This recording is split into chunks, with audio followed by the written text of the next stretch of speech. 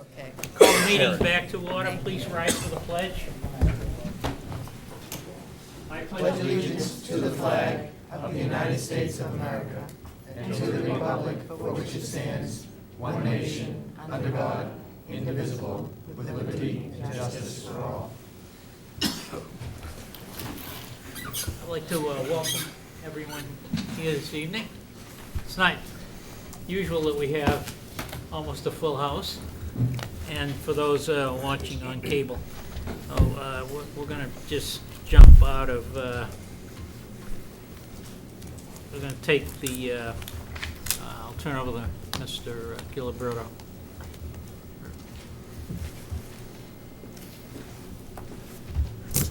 Bear with me one second, Mr. Chairman.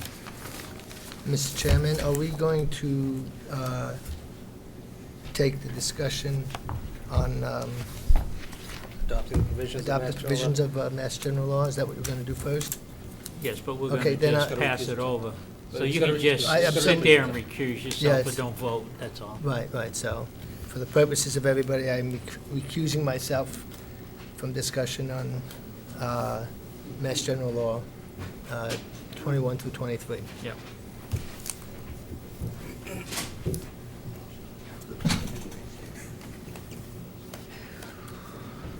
Thank you, Mr. Chairman. I'm pleased to report that after 2 meetings with the Insurance Advisory Committee last week, we've reached a tentative agreement with regard to meaningful health insurance reform that will, we project will fit within the town's health insurance budget for fiscal year 2017. It's subject to a few things, including final premium information coming in from Harvard Pilgrim and the ratification by the representative units, some of whom are here this evening, of the plan design changes in the coming days. We agreed to some other conditions as well with regard to mitigation funds, but I think overall we all walked out of the room on Friday evening believing that we had a fair arrangement for all, given the financial constraints that the town finds itself in. In light of that, my recommendation to the board would be to delay any action with regard to Section 21 to 23 to a meeting to be scheduled on Thursday evening of this week. I believe this will provide sufficient time for the representative units, again, some of whom are here tonight, to present it to their membership and to seek approval from their membership. Late-breaking information for the membership is that we will have an information session tomorrow here at the town hall for any of your members that want to come learn more firsthand about it. We'll send out an email on that in a little bit this evening. I think that we've seen tremendous progress in the discussion last week, and I want to recognize the work of the members of the Insurance Advisory Committee, some of which who are here, some of whom who are here this evening. We're close, obviously subject to a few things that are out there that need to be addressed, but I'd like to recognize and thank their work. They spoke last week at the meeting in the spirit of cooperation, and I think that that's shown through, again, subject to the ratification by their membership. And we look forward to hearing back from them, we hope favorably, later this week. So as a result of the successful negotiations on Thursday and Friday, and things going in a positive direction, the board is not going to take up consideration of Mass General Law 32B, Sections 21 through 23 tonight. We will be posting a meeting for Thursday evening to take this up only if the Insurance Advisory Committee and the associated union membership vote not to accept the agreement that was proposed and tentatively agreed to on Friday. As Michael said, there'll be a meeting tomorrow afternoon for those people that want to get an update on what has been discussed over the Thursday and Friday. And I believe that by tomorrow, the actual numbers from Harvard Pilgrim, based on the changes that were agreed to on Friday, will be available. And with that, any comments from the rest of the board? Mr. Prisco. I just want to reiterate a little bit of what Michael was saying, Mr. Gilberto was saying, with the employees. They really did sacrifice a lot of their own personal time over the course of the day Thursday and late into the evening on Friday. And without that support and without your commitment to that, we wouldn't be where we are today. So it didn't go overlooked. We appreciate it very much so, and we really hope that you're successful over the next several days to get this ratified and we can bring this to a close. So we wish you best of luck with that. And with respect to a proposed board meeting on Thursday evening, if in fact this is ratified, the meeting will be canceled. And how are we going to notify? We have an email distribution list I think we can communicate through that should get the word out pretty quickly. Okay. I don't know if you want And again, Mr. Chairman, I would just like to reiterate the appreciation of the employee groups coming together so quickly to help us address the budgetary problems that we have. And at the same time, I think dialogue is important, and I think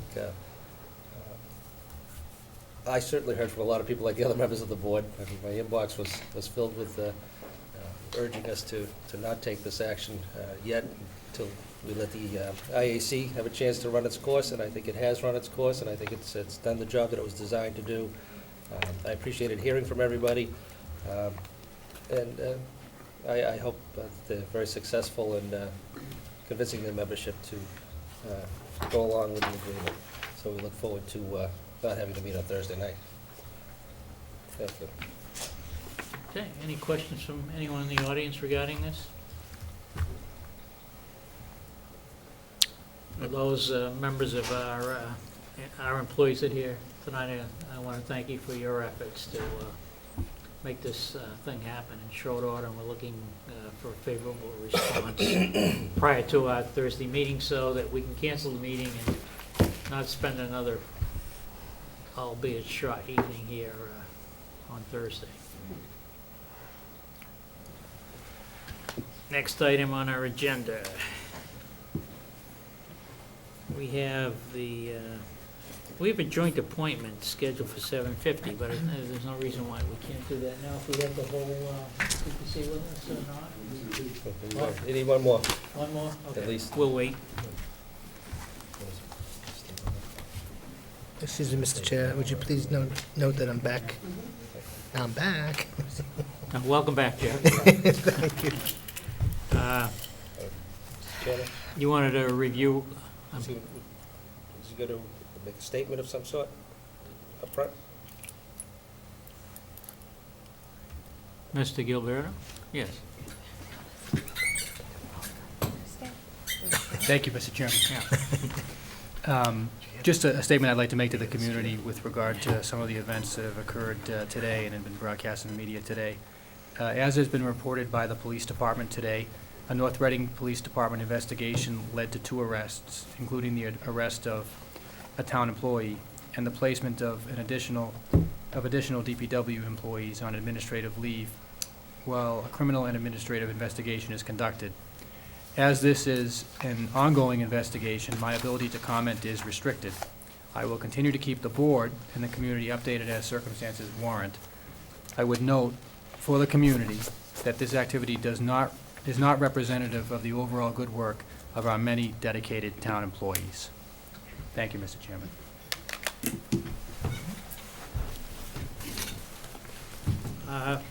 You want to talk a little bit about the revenue plan? Or do you prefer to Set up pass over? we can set up the presentation. Okay.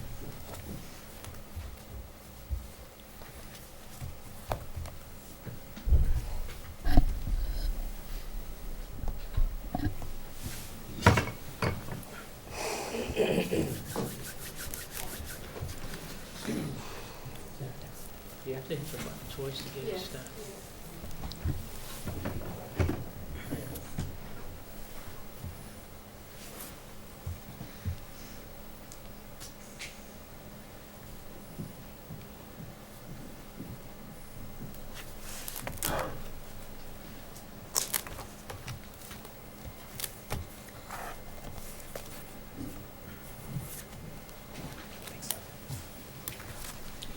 Mr. Chairman, the board was provided a detailed copy of the revenue and expenditure plan for fiscal year 2017.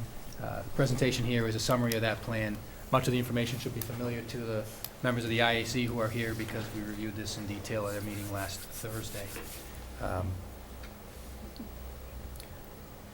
So this is shows you the fiscal year 17 plan in general, shows a total tax levy, revenues, and new growth numbers. Again, we generally try to estimate that at where we think it's going to come in. At times it can exceed that number.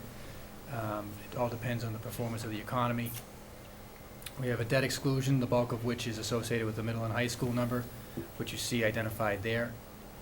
State aid numbers, you can see that there's an increase for unrestricted general government aid of less than $100,000 and of approximately $49,000 for Chapter 70 money. For state aid, this is associated with the previous school building project, debt service that's associated with that project. And for our local receipts, you see that we're estimating at $4.6 million. Now other funding sources total in at $1.679 million. And Liz, I'm just going to ask if you'd be able to explain the difference between those 2 years. I know that you've got it down pat at this point. Sure. So the difference between other financing sources from FY16 to 17 has to do with an increase in the transfer from the debt service stabilization fund.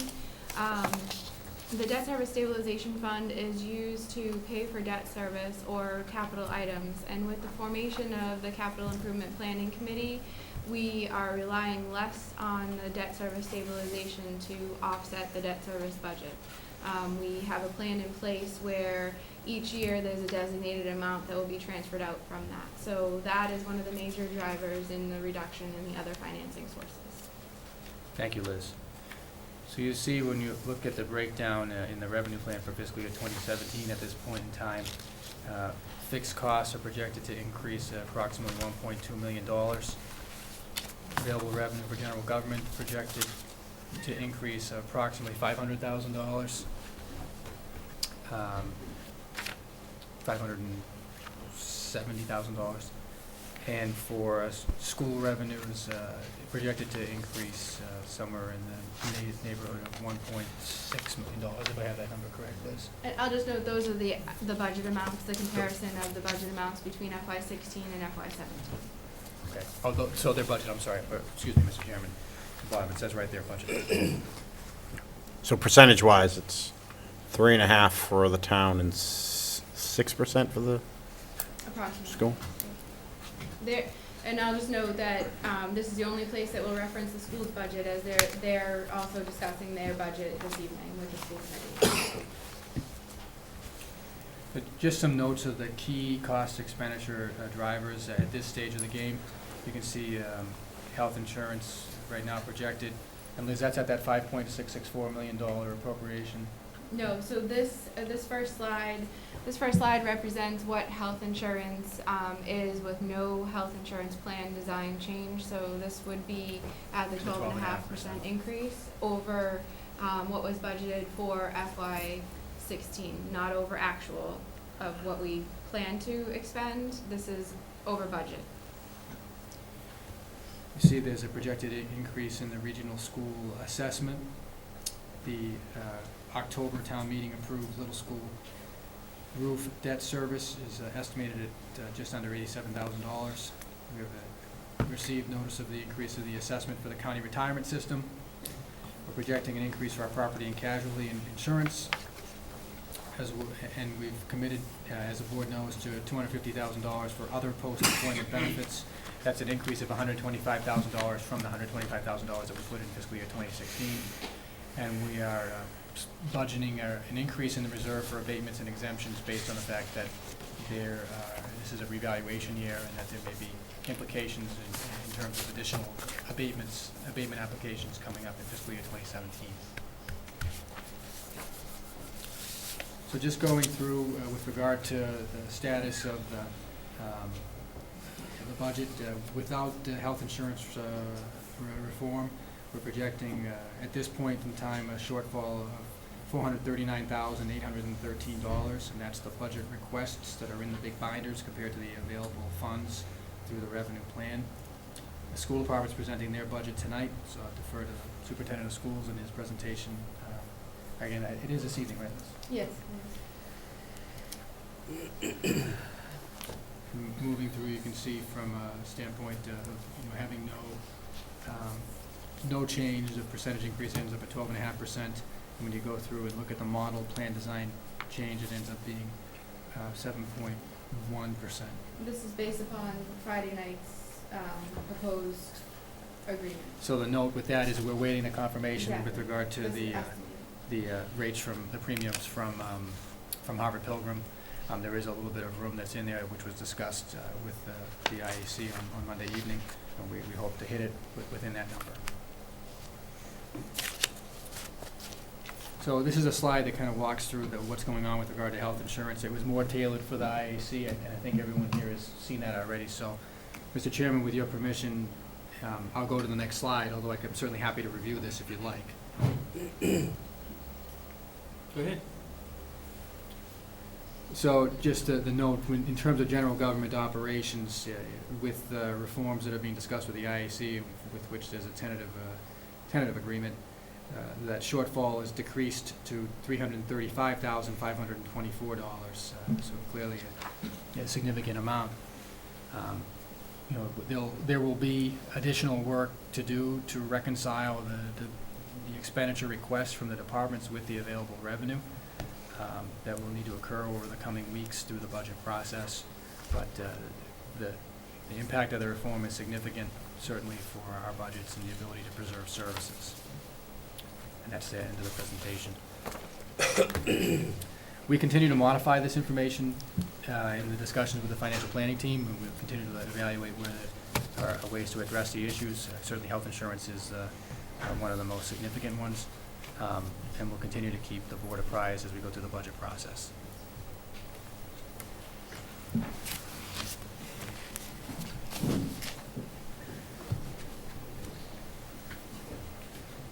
You all set, Liz? Yeah. So as Mr. Gilberto said, that the budget process is an ongoing process. We're reviewing the detail of the budgets, and the financial planning team and finance is reviewing the revenue plan, and there will be some adjustments made to help close that gap. Just how far we get, we'll know within the next couple of weeks. But the tackling and getting the health insurance issue behind us, going from 7.5 to 12.5 to 7.5% is 1% is approximately a $50,000 change. So we're dealing with $300,000 savings based on the changes to the health insurance plan as proposed, and hopefully will be ratified in the next couple of days. Mr. Gilberto. That concludes my presentation, Mr. Chairman. Okay. Let's see, we have a public hearing at 7:30. What can we get done before then? The CPC? Mr. Chairman? What? If I may suggest, I see that she's just walked in, so I don't want to put her on the spot, but the town planner is here, and later in the agenda is a complete streets policy, which we identified. I don't know, Danielle, if you'd be prepared to speak to that now. Okay. And I know there are, I see many members, Nothing like being on your toes. I see many members of the CPC here, so I'll share this with you if you need it. So just as by way of an introduction and to give the town planner a minute to catch her breath as she comes in here, she'd contacted me along with the town engineer, identifying that there was an opportunity perhaps for the town to be able to access a significant amount of funding for the construction of sidewalks. And it is time sensitive because there is a pot of money available in fiscal year 2016. We've already taken the first step of getting personnel trained, which is a requirement of the program. I believe both the town planner and the town engineer have gotten themselves trained and made themselves eligible to participate in this program, which is one of the steps that allows us to access funding. The second step is the board's approval of complete streets policy. And at this point, I turn it over to the town planner, who's done a significant amount of research on this, to provide a brief description. Sure. So as Mr. Gilberto mentioned, the town engineer and I have both attended the training that DOT is offering and actually requiring as part of the funding program. Essentially, what's being offered is towns are being offered the opportunity to put together a complete streets policy and prioritize a plan with projects they would like to do that fall under this policy and then apply for funds. We've been told we can apply this fiscal year and next fiscal year, but they haven't given us a lot of time to meet the requirements and actually apply for the funds in this fiscal year, which is why we're trying to expedite this. Basically, a complete streets policy would be a commitment on the part of the town to consider complete streets elements in future road construction and maintenance projects. And by complete streets, as some of you might be aware or not, that involves considering all users, people of all ages and all abilities in our transportation decisions. So, for example, if we lack sidewalks on a particular street, that would fall under a complete streets policy. That's something that would enable us to pursue either installing a sidewalk or improving a sidewalk that exists already. Strengthening bike lanes, making accommodations for bicycle and pedestrian access, ADA compliance are big pushes under the Complete Streets initiative. In towns where transit exists, you would do a lot of consideration and planning around bus stops and train stops. That isn't a consideration here yet, although if you mention transit in your Complete Streets policy, you get more points in your scoring. So we've alluded to it. But essentially what the town would need to do is pass a policy. The policy that we've submitted for consideration is it's a model policy that DOT has provided, and it's been used by a number of towns already. It's been adopted by a number of towns already, many of which are mid-sized to smaller to even larger suburbs who are not too unlike North Reading. And basically it's a commitment to consider complete streets elements in our planning processes, the capital planning, things like subdivision regulations, master planning, which the CPC really does that already in terms of its subdivision regulations. I don't foresee anything changing in our subdivision regulations, but it would be a commitment to put together a committee of, they require there to be a committee. It can be appointed by the town administrator, usually department representatives, people from various boards and commissions, the Commission on Disability, for example, to have a voice in helping the town to prioritize, both in the capital planning process and in other processes. So I think one of the fears that, that I had going into this and that I would anticipate being asked about was, does passing a policy mean that every time we repave a street, we have to put in sidewalks and striped bike lanes and make a full, complete street? And the answer to that is no, and I have been told that very clearly by DOT. Even in writing, we wanted to make sure that we weren't signing up for, spending money that we didn't know that we had. And, the commitment really is for us to consider this in all of our policies and to put in this sort of extra step of having this Complete Streets implementation committee working with DPW when they submit their capital requests in terms of thinking of priorities for these projects. So essentially, the Complete Streets policy would require passage by the Board of Selectmen and a hearing.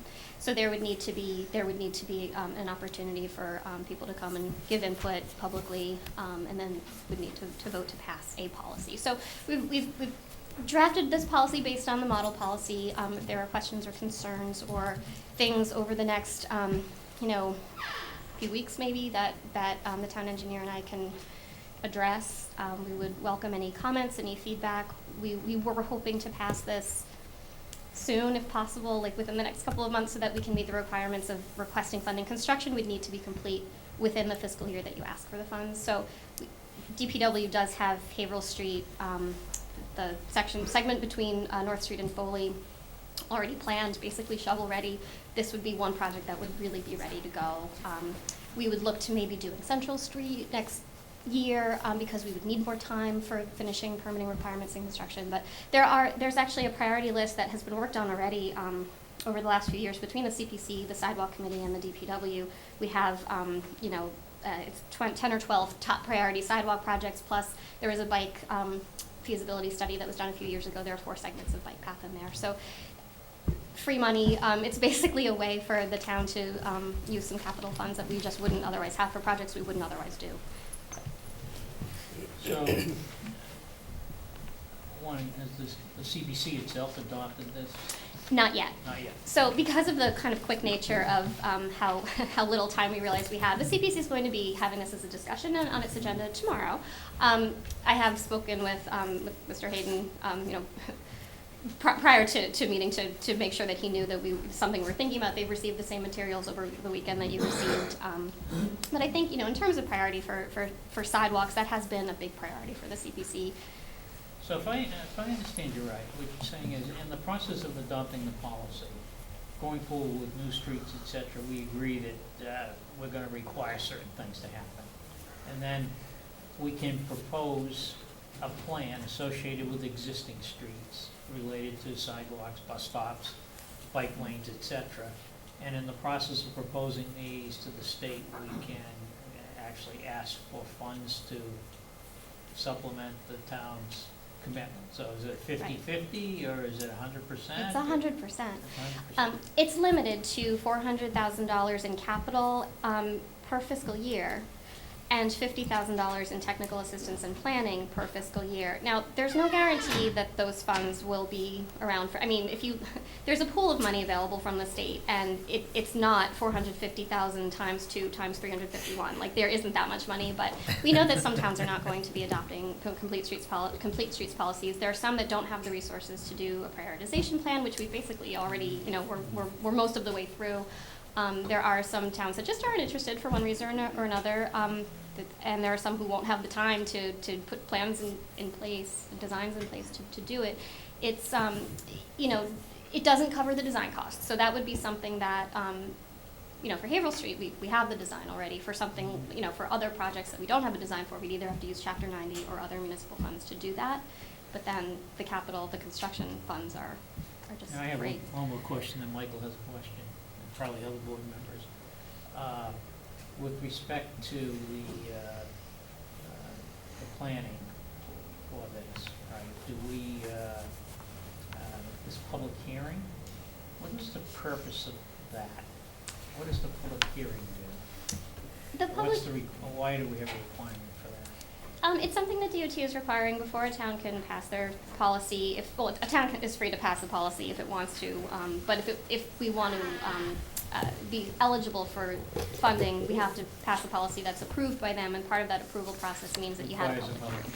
Right. So it's a chance for citizens to give input. If people were really concerned that we were going in the wrong direction and that bike lanes and sidewalks are not things we should be asking for state funding for, then, we would want anyone to be heard who had an opinion about it. It's not really a public hearing that's designed to look at the prioritization plan. That's something that gets worked on, really between, certainly you could have a public hearing about that if we wanted to do that. That's been based on, so far, the draft plan that the town engineer and I are working on has been based on previous plans that have already been either funded or grant funded, or that DPW and the sidewalk committee had looked at over the years. But in terms of the public hearing, the purpose of it, I think it's just to let people know that it's something that we're doing. Okay. Michael? Yeah, just a few questions, hopefully they're quick. The rail trail, is that part of the bike trail being consideration? So I know we talked about it for years. There were 4 segments of bike lane that were looked at in a feasibility study back in 2005. I'm in the process now of going through that study to look at what was actually recommended there. And I know that there has been discussion about a rail trail. So certainly that could be something we would put on our list of priorities. And as we go through this, I'm sure that there are projects that, years ago were talked about that I may not know about, or, as we go through this, we certainly can add things. Our prioritization plan, honestly, will probably have $15 million worth of construction, and there's, Right. 400 available this year next, but. And last question, in this prioritized plan that you have, are there any land takings you have to do for the sidewalks? I don't know. I think it's something that, you put on the prioritization plan, but then you decide when you're ready to actually ask the state for funds. You might not do all of the projects in order. You might, they told us this, you might pick, projects 1, 3, and 6 because you know that you can do it within the $400,000 budget, or you're already pretty far along in design, or you know it won't require any takings, or maybe, you know, for Haverhill Street, for example, DPW had already removed a bunch of trees, things like that, where, you know, I think it's possible, certainly with Central Street, I know there was discussion about this last year, that there would be either Right. takings or easements, you know, if the town were to pursue that. So I'm sure there would be situations like that, and we would have to evaluate them as we went along to see if it was something we wanted to pursue, and if it wasn't, then we just don't ask for funds for that project. Okay, thank you. You're welcome. Anyone else? What, Jeff? Yes, in the hearing process, that's for residents within the town, I presume. Okay, so they would be able to make suggestions to you at that point, or should they go to the sidewalk committee, or what have you? For example, I think between Redmond and Concord Street there, it's not on the list, and that's a well-walked area for residents and kids and biking kids in that area. And I don't believe that was on the list. So in the hearing, will parents be able to make suggestions or recommendations? I think that would be a great idea. It's not so much a requirement in the hearing that DOT needs us to hold. That's me basically to inform people that we're you know, passing a policy. In terms of doing a prioritization plan, certainly. I mean, I think it's a great idea to ask residents what they think the priorities should be, and what, you know, sidewalk segments or bike path lanes they would like to see. Okay, because we're getting to the point where we should, in a public hearing, one last question I have is, what's the next step? What are you expecting from the board at this I time? think if you could take a look at the draft policy that we've, you know, that we've provided, think it over. If there are any concerns about it, maybe, I don't, were you going to, sorry.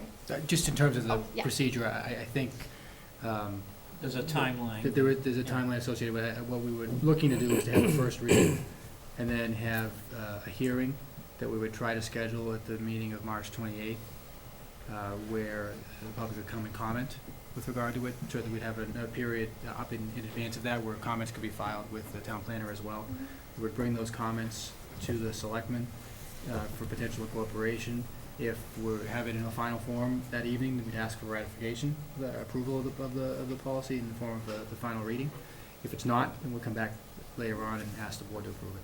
So you're proposing basically that we go directly to a public hearing, or do we want to have a board discussion first? Oh, certainly, the board could certainly have the discussion, yeah, absolutely.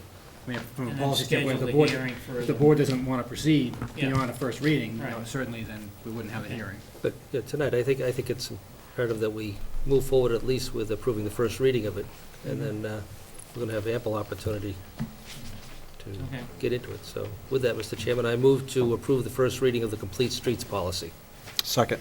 Second by Mr. Prisco. Any further discussion regarding the policies in the packet? Just, I would like to say thank you for all the work you put on this. I think this is a wonderful opportunity for the town. I hope we see it all the way through. You're welcome. Thank you for considering Okay. it. With that, all in favor? Aye. Opposed? Wasn't that business, forget that part. Okay, we have a public hearing, Thompson Club, Inc., seasonal all alcohol license, and I'll start by reading the notice of the public hearing. In accordance with Chapter 138 of Massachusetts General Laws, a public hearing will be held by the Board of Selectmen in Room 14, Town Hall, 235 North Street, on Monday, March 7, 2016, at 7:30 p.m. on the application of Thompson Club, Inc. for a seasonal club all-alcohol license. License is to be exercised at 2 Mid Iron Drive, North Reading, Massachusetts, on the second floor of 68-foot by 30-foot building with 17-foot deck attached. Premises consist of 4 rooms, a kitchen, bar, dining room, and conference area. 2 entrances and exits for total square footage of 3,196 square feet. Thank you, Mr. Chairman, members of the board. For the record, my name is Tim Hooten, H-O-U-T-E-M. I am the clerk for Thompson Club, and I'll be presenting this evening. So what we're looking for is, and my kids would kill me if they saw this, but I have pictures I took today of the club. If you just scroll to one side, it's not a very good picture. If you see a dog, you've gone too far. Basically, what we have is we have we had the pro shop, which was on the first floor, and we're looking to put the restaurant, grill room on the second floor. This would consist of a couple of rooms. It's handicap accessible. There is a lift. There are 2 stairs, one off the front. There would be a deck. One inside. There would be also another deck which would be available on the inside. The lift, which is available from the ground floor, goes to the second floor. We are looking for a seasonal, all alcohol license. This is a club license. This is not going to be available to the public. This is only available to the members of the Thompson Club. As part of being a member of the Thompson Club, it would also be available to members of the Green because of our nature of our kind of symbiotic relationship with the condo association. They are members of the club and they would be able to go there. I have with me tonight Anna Pepe, who would be the manager of it. She runs a couple of businesses here in North Reading, and she'd be available for any questions you might have. Basically, if you can see, there is a plan in there. You would see that it holds 34 people in what you would call the bar area. There is a separate room, which would hold about 24 people, and then there's about 32 chairs that could, 32 people would be able to be on the deck. We don't anticipate that many people at any time. I mean, this is more of a situation of people finishing up in their golf and going to the second floor. The view is pretty spectacular. It's really a nice addition to the property. So if I have any questions, I'd be more than happy to answer. Questions from the board? And Mr. just a Yule? quick question, what am I actually looking at here? This is what's there right now? That's there as And of the condition that it is in right now? today. I took those pictures. Okay, including the dead dog or whatever that is?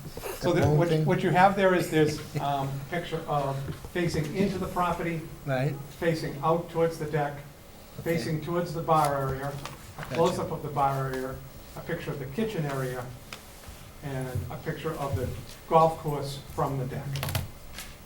I have a video. We also have a video if the board would like it also. And you're looking to put that's gonna be on top of On the second floor, yes. On the second floor, and on the bottom is going to be? The or pro is shop. The pro shop? Same thing that's there today, the pro shop in the front, the offices in the back, that's gonna be unchanged. The only difference between the two is we had to run obviously a staircase and a lift to the second floor, which took up some of the space that was formerly the pro shop. But the pro shop is exactly the same as it was. So you're just renovating the top? Top floor, we put a second floor and we put a deck on. I take it the lift is to meet the handicap requirements? Correct, yes. What, it's not an elevator, so could you describe the lift? Is it? It's like an elevator, it's just that it's compliant for that. It's, obviously it's wide enough that you would have to be able to put a wheelchair in it. It's ADA compliant, it just brings it up. It's the hydraulics that, Yeah. they call it different than, it's not an elevator, it's a lift because of the hydraulics of it. That's a little. Chris? We have a lift in the Demon Tavern and in the library. There's no cable. Okay, so that's. It's a hydraulic. Hydraulic? Okay. I was thinking of, there's a small lift at the Hillview outside on the. No, this is an internal, we reviewed this. This Yeah, came before the planning commission Okay. because it's a PUD. And we reviewed the whole building for this. And then actually, they were gonna put only one bathroom on the second floor. They were gonna utilize the pro shop's bathroom. Plumbing inspector didn't like that. So we did a little bit of modification from the time we saw the building, the plans originally, and made the two little smaller dormers. If you look at that, there's a main dormer, and then there are two small dormers. That was to accept another bathroom upstairs in there. So they have two full handicap bathrooms up in that restaurant area, and they get the one down in the pro shop as an original. okay. It is a public hearing, so we can accept questions and comments from the public. Mr. Steele, and then Mr. Prisco. Just to refresh my memory, now, this is a structure an existing structure, right? It is. Okay, and I thought that existing structures kind of fell under the zoning board, and new structures fell under the CPU? Excuse me, Am I'm I- sorry, I wasn't listening, Mr. Yule. Okay, I thought I recall that new structures went under the CPU and existing permits for existing structures was usually under the zoning board. Is that, So the answer to that is this is a plan unit development, and all the visual approvals are done by the planning board. And in order for there to be a modification of that, we would have to, any modification to the PUD require the planning board to review it and approve those modifications. okay.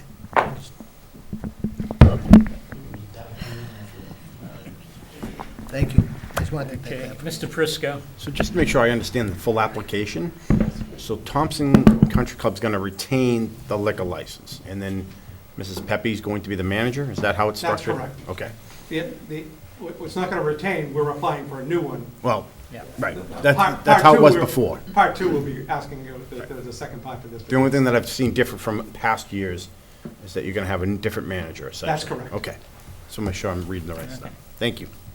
Anybody in the public? Mr. Gilberto? Just a notation for the board. So procedurally, we've reviewed this with town council, and we also understand that Mr. Wooten has reviewed this with the ABCC as well. In terms of the order, the board would be asked to modify the address of the existing license to 2A Mid-Iron Drive, and then to issue a new license for 2 Mid-Iron Drive. That's correct. Okay, Isn't it, Mrs. Mantelli. isn't that the same address, so isn't it 2 licenses for the same premises? That's why the change of the numbers. We need to, the building that we're in is 2 Mid-Iron Drive, but the previous malt and wine license, which was, let's call it the Snack Shack, used that address. It can no longer use that address. So the building has to be 2, the Snack Shack now has to be 2A. So we're changing the address to 2A. And They then are two separate buildings. 2 separate buildings. They are not connected, so you, Okay. if they were in the same building, we would not be allowed to get 2 licenses. And this is required by the... ABCC. Well, it's not required, but... Someone's raised their hand in the back. Come up to the podium. Name? Yeah, you have to come to the podium. Ma'am? The purpose of this is because of the cable. It's got nothing to do with the audio in the building. Name and address. Mary Ann Lake, 3 Niblick Way, North Reading.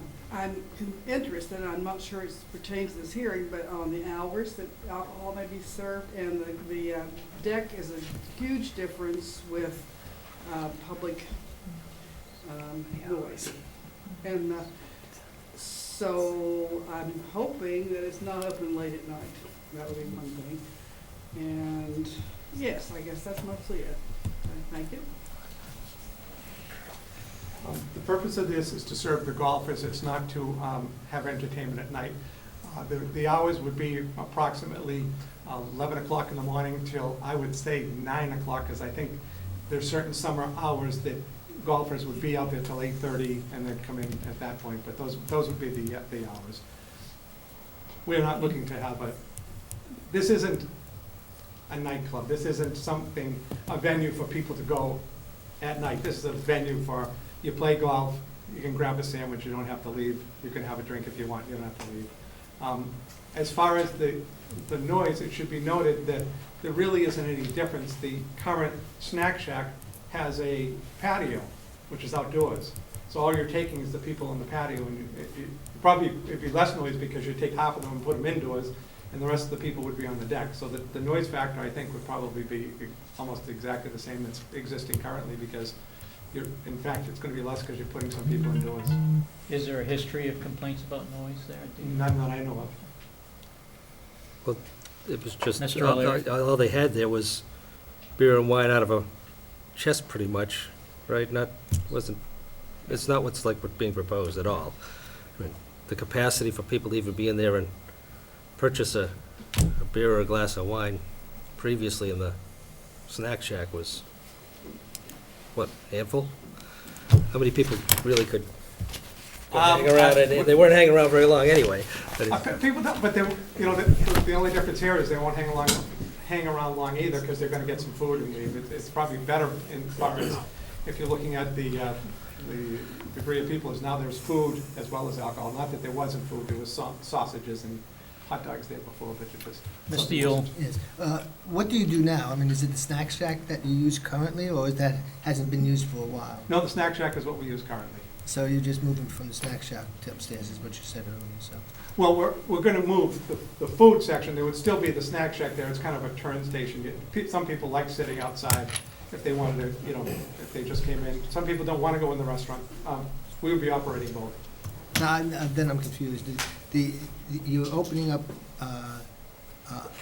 a room upstairs on top of the Pro shop. the pro shop, right? And you said the snack shop was pretty much right behind that. And you're moving that, in essence, you're moving that upstairs. Not really, okay. You're keeping the snack shack pretty much for daytime golfing. Right. Is that That's correct? Okay. So you're adding an element to extend the hours, so to speak, so they can go upstairs and be either indoors or outdoors on a deck. Exactly. All right, so Under separate license. under separate licenses. And then you're gonna get another license for the snack shop? We currently have, Or a you- li- we currently have a license. I'm not so presumptive as to know what this board's going to do. So depending on how you vote, what I will do then is I will file a modification of that license to put Ms. Pepe as the manager. But I didn't want to do that until I had you people vote on upstairs, and so that she would become the manager of both. Basically, you'll be back. I'll be back, yes. Okay. Anyone in the audience, before I close the public hearing, have any questions, comments? Bob? Board? Gentleman over there. Oh, yes. Would you come up to the podium, name and address?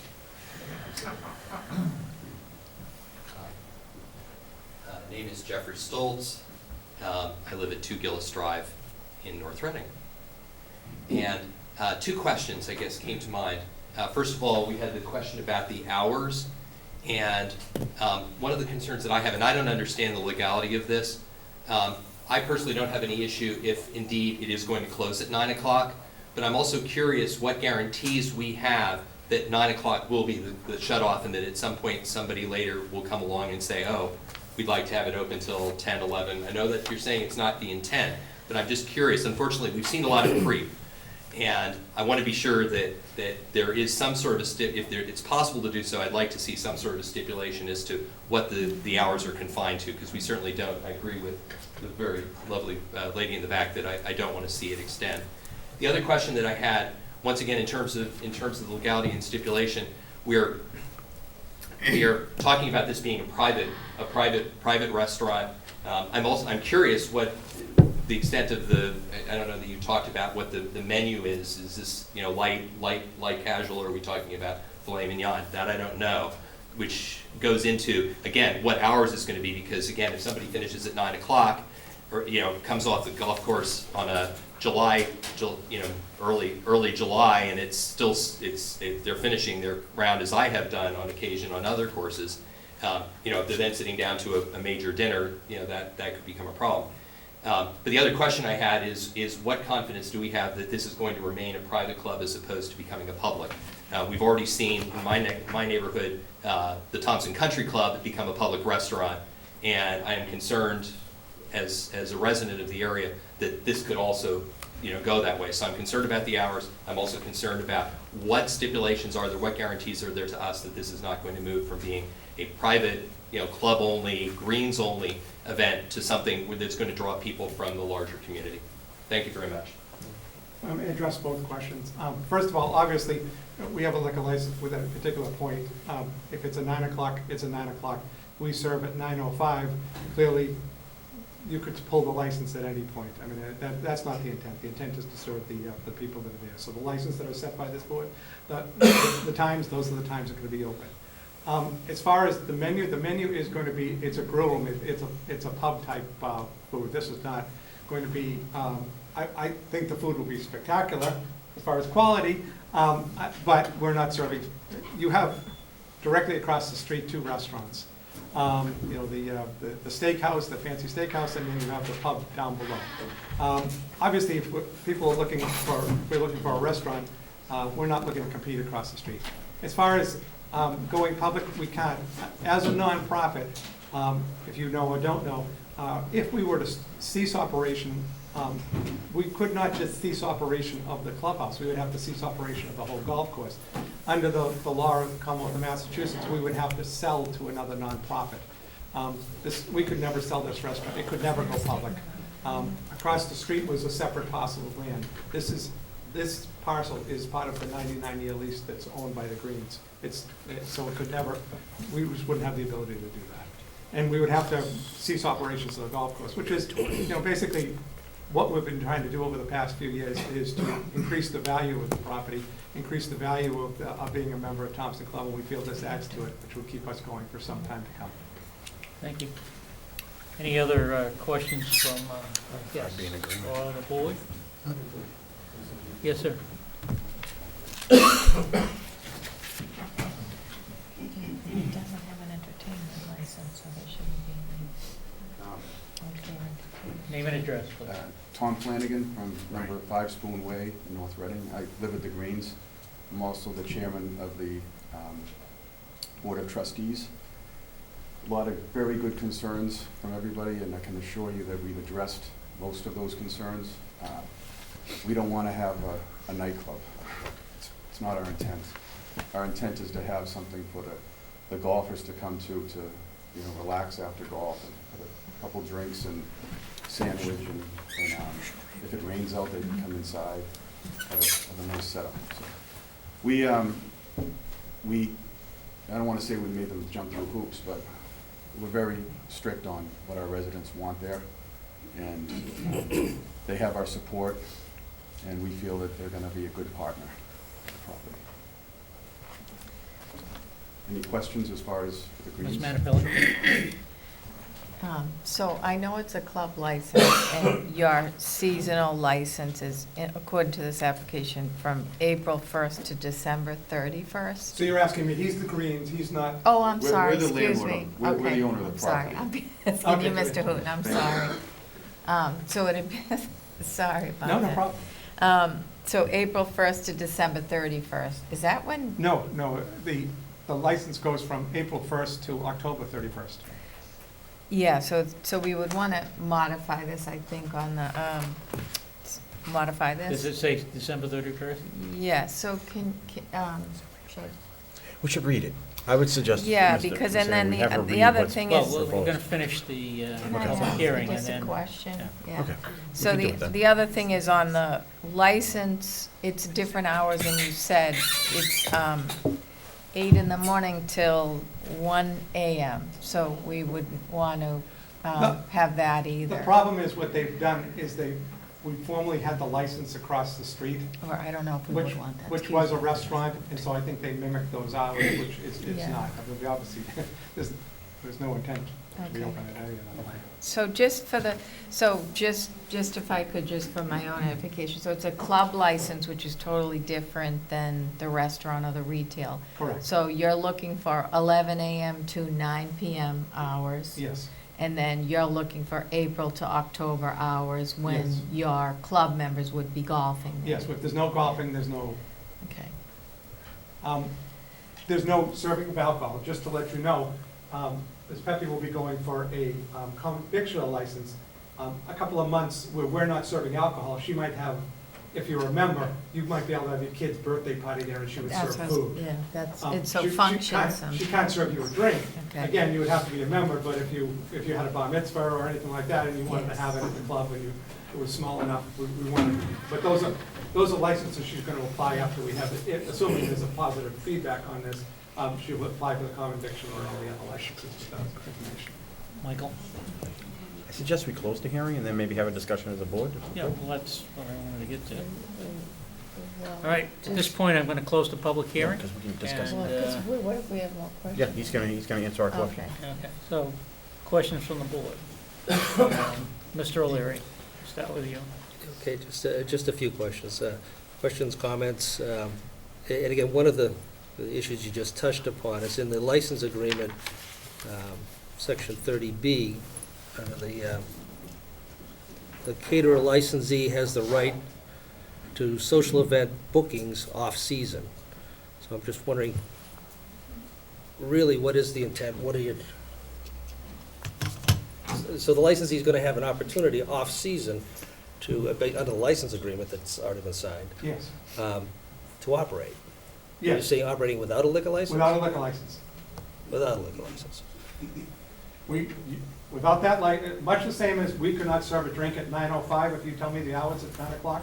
On October 31st, if November 1st, you can't go in there, all the alcohol has to be removed.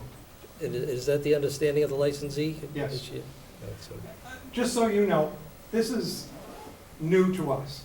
I mean, this is a brand-new event. It's new to her. We both have to see if this works.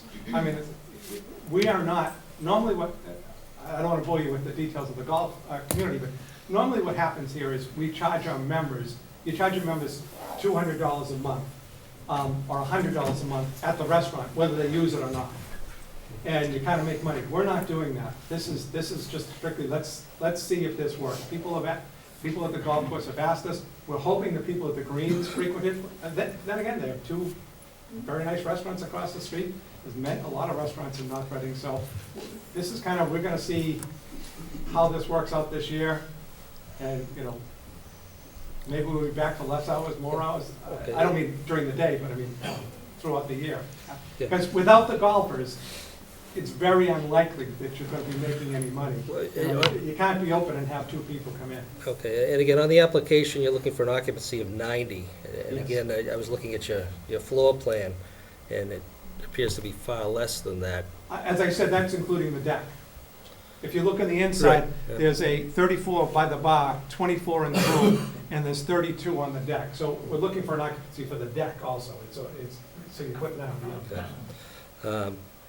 The other thing is, question number 12 on the application has to do with previously held interest in other licenses, and you checked no. It wasn't that long ago, though, that this entity had an all-alcoholic beverage license across the street.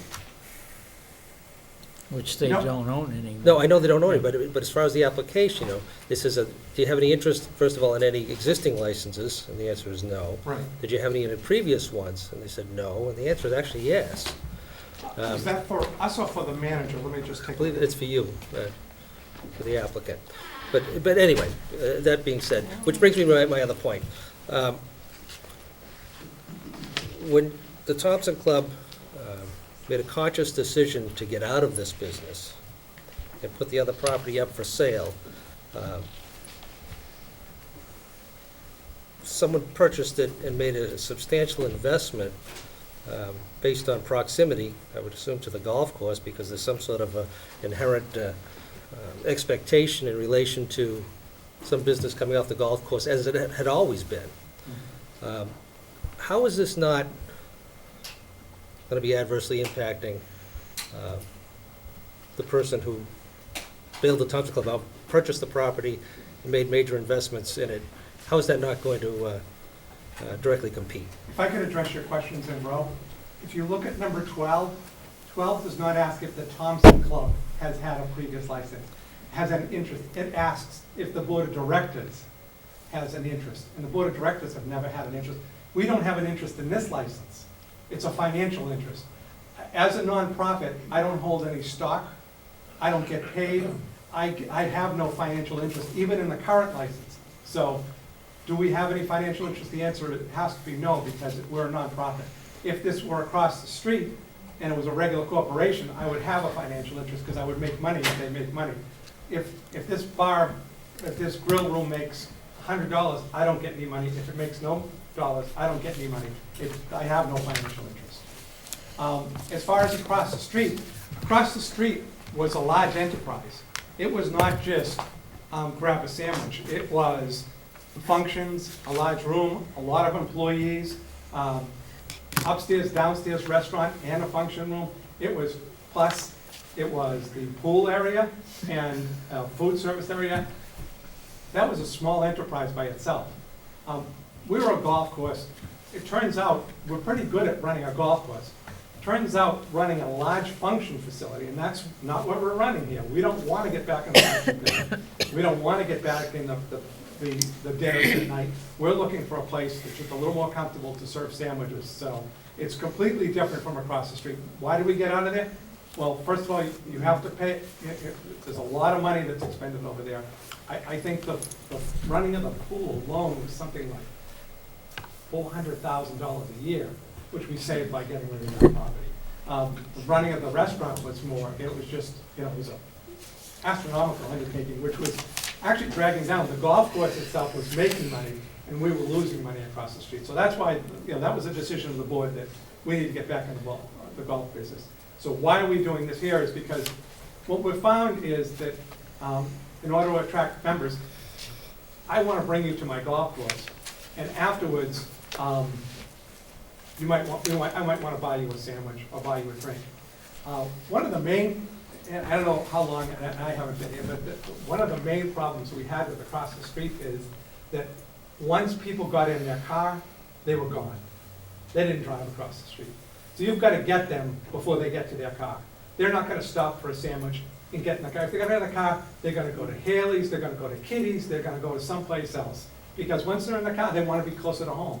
So, I mean, I know at one point there was even a proposal to put a passageway underneath 62 to try to put the golf carts over there. So that's why we're not in that business now, and we're not looking to get back in But business. to my point, I think, you got out of the business, Right. and now you're looking to get back into the business. Well, again, I hate to say, but I differentiate. I think if you want a fine steak dinner, you are I'm not not talking coming about here. Grill 19 doesn't have a fine steak dinner. Grill 19 has pub food, which is And- what you're proposing to do. Right. Right? Right. It has pub food, but again, there's a large amount of people that don't go there. And we're looking to capture those, and those people want to get something. They go to many of the other restaurants, so that's why we're doing it at this location. We will see if it works. If it doesn't work, Again, I'll be honest with you, I have a concern that in such a short period of time after you've gotten out of the business, you're now targeting a certain portion of the business that you sold off to another private individual who's invested millions of dollars over there in order to accommodate, the general populace and functions and all the rest as to what the function hall had before, but also to accommodate how it was being accommodated previously, the golfers across the street. And I think there was a reasonable expectation that would occur. And I think what you're proposing here is, again, something that the neighbors, and I know you're trying to mitigate it, should be concerned about additional traffic and additional people, partaking as to where you're proposing to have it, but it could potentially have more of an impact on the neighborhood. So I have a little bit of concern. It appears, and I know you made a huge investment here, I mean, I saw some of the numbers, and it's a nice-looking facility. When I saw your pictures, the couch was a little messy there, but another couch. That was the dog, Yeah. But a bit presumptuous, I think, without testing the waters here to see if there was any concerns. I certainly would have expressed what I'm expressing now, and you can make your decisions accordingly. But I just think it's somewhat unfair in such a short period of time, proposing to directly compete with someone who purchased your other facility. And granted, there's a far larger facility as far as what you're offering, but directly compete with someone who's invested in the facility and offers the same thing that you're looking to offer. Okay. Not to say, but when he purchased that facility, there was no conversation of non-competing. It could have well been included in the thing. When he bought it, he was looking for function facilities. He has 2 other restaurants just down the street in Middleton. He has, now, my understanding is he's going to be running the golf course, I don't think he's voted on it, running a golf course down the street. So he has many different areas that he's looking at. We're clearly, again, we're not competing with the steakhouse. As far as the pub, it really, he never told us what he was putting in there. We never asked. He owned the property. He told us when he first started, he was tearing out the pool and building a parking lot because he wanted to have more parking. That's a business decision that he makes. I mean, he's free to do anything he wants over there. That's why he's a good businessman. That's why he's making money. And, we're going to be different. I don't see how it's any increase in traffic because the same people that are there now are the same people that are there now. I mean, we're not inviting the public in, so there's not one more car that's coming in that if you're not a member, you're not coming here. Michael? Well, it's clear to me, the The challenges that Thompson, the golf course, has faced has been the same challenges we faced over our golf course.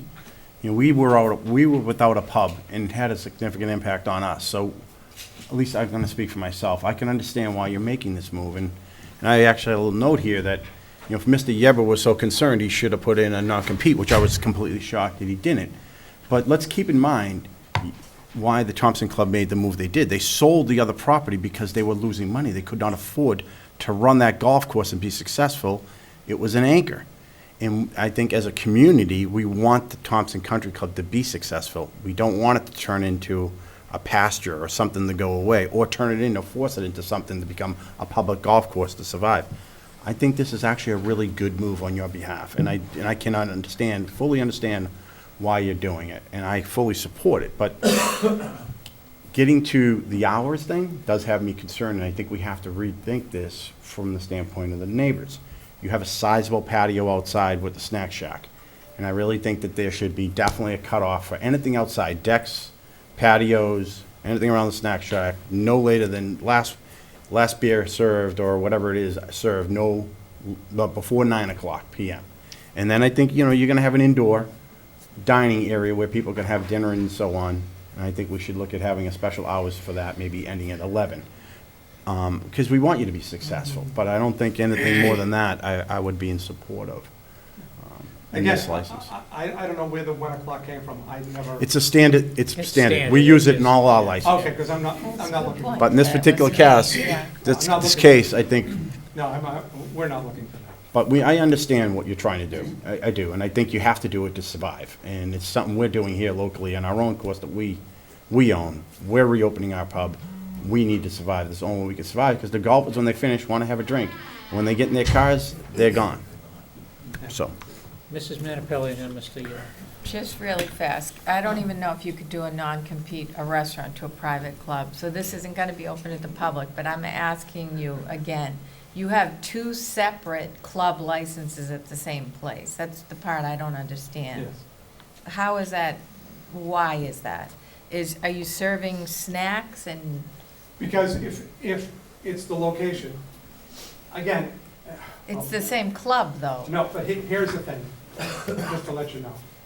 I could apply for a special type of license, which would allow me, from that location of the pub, to serve beer and wine on all 18 holes. In deference to the greens, we don't want, so that's the only way we could, you have to either consume it on the deck, you couldn't drink it downstairs, because the license is only good for the deck. We could apply for a special license from the ABCC for golf courses only, which would allow that license to the deck to serve beer on all 18 holes, and would even be even allowed to have the little cart go around with beer. We don't want that. We like our neighbors at the green. The greens don't want that. They don't want to see beer all over the course. So in order to serve downstairs, you have to have a separate license, because we don't want to get the all-encompassing license. So that's confined to downstairs? So Confined to it's- downstairs, that can only go in that little patio. All right, so then my second question to you is, you mentioned something about, is there a catering license that's coming into this via you have a manager named on here, Yes. and you have a different manager named on the 2A application. So you have two independent managers that We have, will not. Again, excuse me for interrupting, but again, I don't want to, I don't ever put the cart before the horse. Until you approve this, we don't have any manager up there. So we haven't changed the manager down below because you haven't approved the manager up there. Ms. Pepe, if she's not going to be able to serve food up there, she doesn't want to be the manager downstairs. She doesn't want to run a snack shack. So if you approve up there, then my next thing is going to be to file a change of manager for downstairs. If you don't approve upstairs, then I'm not going to file a change of manager downstairs, because she's not going to want to run it. so the caterer's license is something totally different. So if off-season, if she's seeking her caterer's license, she would be able, if she was granted that, to serve alcohol off-season. Again, I'm not sure you mean a caterer's license. I'm looking for Well, like a that's what you said, right? No, I said a common victular or a food license like you would have in any restaurant that Okay, they so go. there's no common victuals right now there? Is there a common? There's a victual? common victular for the snack shack. Okay. Okay. Yeah, Question answered? She has her own catering business, she's not looking to run it out of there. Okay, that was really it. That's probably what you saw. So there wouldn't be an off-season, I'll rent the place to you to do your catering and bring your own booze, or you No, can no, serve your no, own again, booze? because we are a club, first of all, you have to be a member. So, but if my kids are older now, but if my daughter had a sweet 16 party, in which we're gonna have 20 girls and balloons and cake and everything like that, we're saying, if we could do that, she could do that, but she Right, cannot serve right. alcohol. Right. Mr. Yule? Yes, we talked about the, stop serving alcohol at 9 o'clock. Yes. As a private club, how late, and I was trying to find this on the document, but how late can you stay open after that? Is there, as a private entity, can you stay open to 11, 1 o'clock in the morning? You can set the hours of our operation. I mean, it's the board of selectmen that sets. Okay, but I guess what my We only concern is asked that you're for a it. private enterprise versus a public enterprise. I don't think there's any That's- difference. I think, I would suggest that the restaurant be closed a half an hour after Yeah. 9 o'clock, that you give time. Obviously, no alcohol, but give time for people to Yeah. leave. But this is, Yes. what we're considering right now, this closed public hearing at this point is the alcohol license. Right, okay, so, I mean, that was the only concern, that I know we can say that you stopped serving alcohol at 9 o'clock, Yes. but your closing hours is what I was driving to, because closing hours are different than, When Serving we hours. apply for the food licenses, I believe you will set whatever hours you Okay. want for that. okay. In all fairness, I think that you're trying to make sure that your club is a viable club, and country club is what I really mean. I think that you need to take steps to keep it a successful environment so that people will keep coming and you can maintain your membership. If people are golfing and then running to another establishment to finish their evening, so to speak, that's an opportunity that you're losing in maintaining a good atmosphere for the Thompson Club. What we actually have losing more is that you run a small business and you want to bring 3 people. You won't bring them to the Thompson Club because you can't entertain them afterwards. You can't, you would then join another golf course. Right. You would join Kernwood, you would join, Right. Farquhar, you would join someplace that has those amenities. So you wouldn't come, so we lose out on those people. We're looking to Right. just try to. So I think over time, it'd be almost like a slow death from my perspective, that if you're just gonna go golf, you can go golf any place. Exactly. But if you want to be able to enjoy the establishment, then having a shack or a pub like this, I think, is appropriate. And you're saying, I don't know what your membership is, but that does become a finite number. The traffic issue will always be what it is if it doesn't change until your membership increases, let's put it that way. But that's not the same as having, hey, everybody in town say, let's go to the Thompson Club and let's hit the pub, that won't happen. So I can see where it's more of a quiet environment for the community and so on. And the chance we're taking is that somebody's gonna like it. I mean, they have to go up there and enjoy it. I mean, I'm happy to have Ms. Pepe, because I think that she will give a brand of food that people will be happy with. That's the gamble we take, is that people actually enjoy it. I mean, it's one thing to sit up there, it's a beautiful view, but if you don't like it, you're probably not, gonna join the golf course the next year. But we think it adds something. Plus, it's another, excuse me for interrupting, plus it's another place for little social parties for, as you said, Sweet 16 parties and things like that, that you would be able to, it's another opportunity for the community to use it in that regard. That wouldn't, I mean, if they did that, and let me clarify, if somebody wanted to have a Sweet 16 party, does the one throwing the party have to be a member?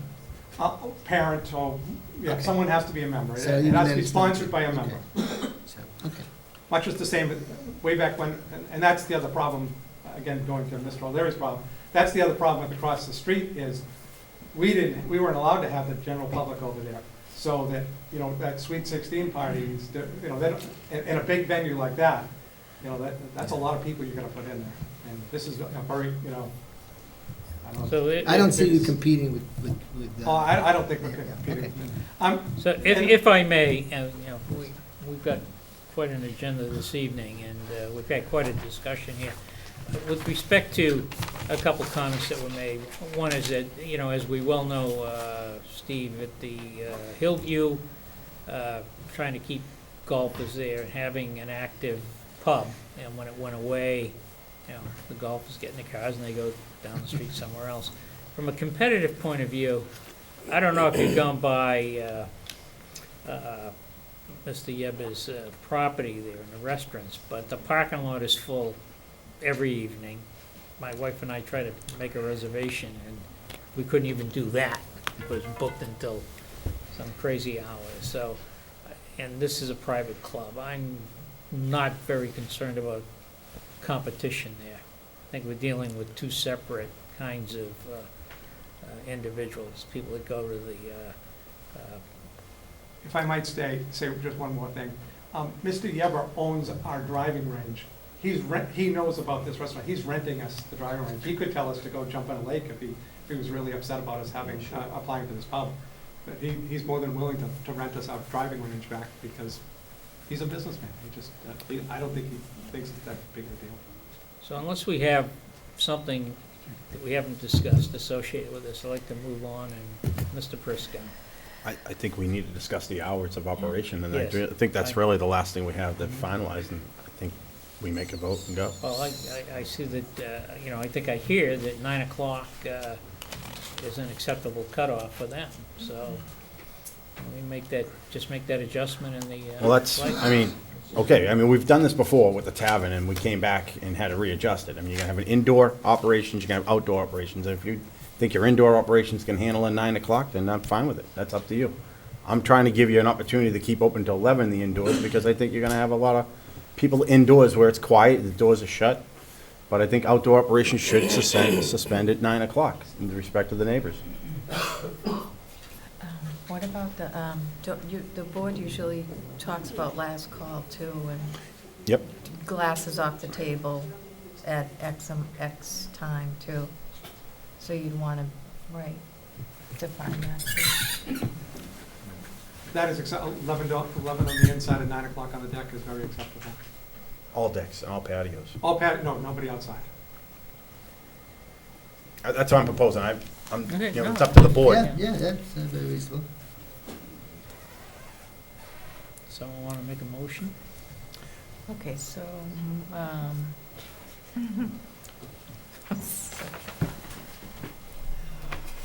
So we can just make a modification on the license, right? yeah, I would do that, but this has a different manager listed than this one. So these are both, so this has Christopher Young as your manager? Exactly. On that one, all we are requesting is The to change of address. Change the address. So what? Once, whatever the board does here today, I will be submitting a change of manager form long before that license is ever issued. So this is a new license with the manager identified as Anna Pepe, and it's Who is here this evening? to Thompson. The other part of this is Thompson Club, Anna Pepe manager on the form itself, so. Yes. But we don't have that application or documentation for her to be Yes. Right there. reviewed. We can modify this right here. I'm talking about this, though, so how are we gonna approve this without them having a manager or someone that's been vetted in advance? She's not on it. He She's- is. No, that's what she's applying for. That's what this That's the is. second license. He is only on the snack shack. There is no license. We're applying for a brand-new license. I know that. I'm sorry. You've said it several times, and I get it. So it's Anna Pepe is the only the manager upstairs. Upstairs, this is She's for in manager the of a new restaurant, license. up above. This is not for outside. Outside is here, and then he's gonna come in and make a formal modification to bring her. Totally understand that, but what we're proving already is that she's the manager. That's what I'm trying to tell the board. It's already on all the documents, so. What are we gonna do? Delay this until we receive that additional documentation? What do you? I didn't read it that What's way. missing? What, in your mind, what's missing? The application for, manager, right? New, Yeah, I have submitted a new license with a new request for a manager, with all managers' information on that. okay, I have done nothing with the old one to. okay. So we're actually gonna approve the new manager for We're this approving new the one. new, Correct. and then the other one, we're only changing the address at this point. Can I, all right. so Yeah. I'm gonna do this change first, all right? So, Mr. Chairman, I move to sign the ABCC Form 43, changing the address of the seasonal club wine and malt beverage license for Thompson Club Pro Shop to 2-A Mid-Iron Drive. Second. Did I hear a second? Yeah, second. Second by Mr. Yule. Are we, we haven't spent a lot of time on this one. Any other questions associated with this? It's just an adjust change. On the motion, all in favor? Aye. Opposed? Unanimous? No. Oh, I'm sorry. Okay. Motion is 4-1, but Mr. O'Leary is voting no. So, Mr. Chairman, I move to grant a seasonal club all alcohol license to Thompson Club, Inc., 2 Mid-Iron Drive, to expire December 31st, 2016, with the following conditions. Seasonal license shall be between April 1st and October 31st. Yes. Hours to be 11 a.m., hours of service of alcohol, 11 a.m. to 11 p.m., with the condition that outdoor patio and deck be closed no later than 9 p.m., no service outdoors in any outdoor locations after 9 p.m. And then last call is at what time? Half an hour before closing? Last call for any indoor service at 10:30 p.m. All alcohol beverages off the tables at 11 p.m. Is that how you know? Mr. Gilbert. Just to clarify, I think that we wrote the motion to state that it would expire December 31st, but I heard you modify it that it would be October 31st. No, the seasonal, so you want, so they have to come for renewal at December 31st, right? Subject to renewal December 31st. Oh, you're saying to expire December 31st, but only be effective to October 31st? Because it's seasonal. Okay. And then it's also subject to all regulatory department requirements. Do we have that down? Second.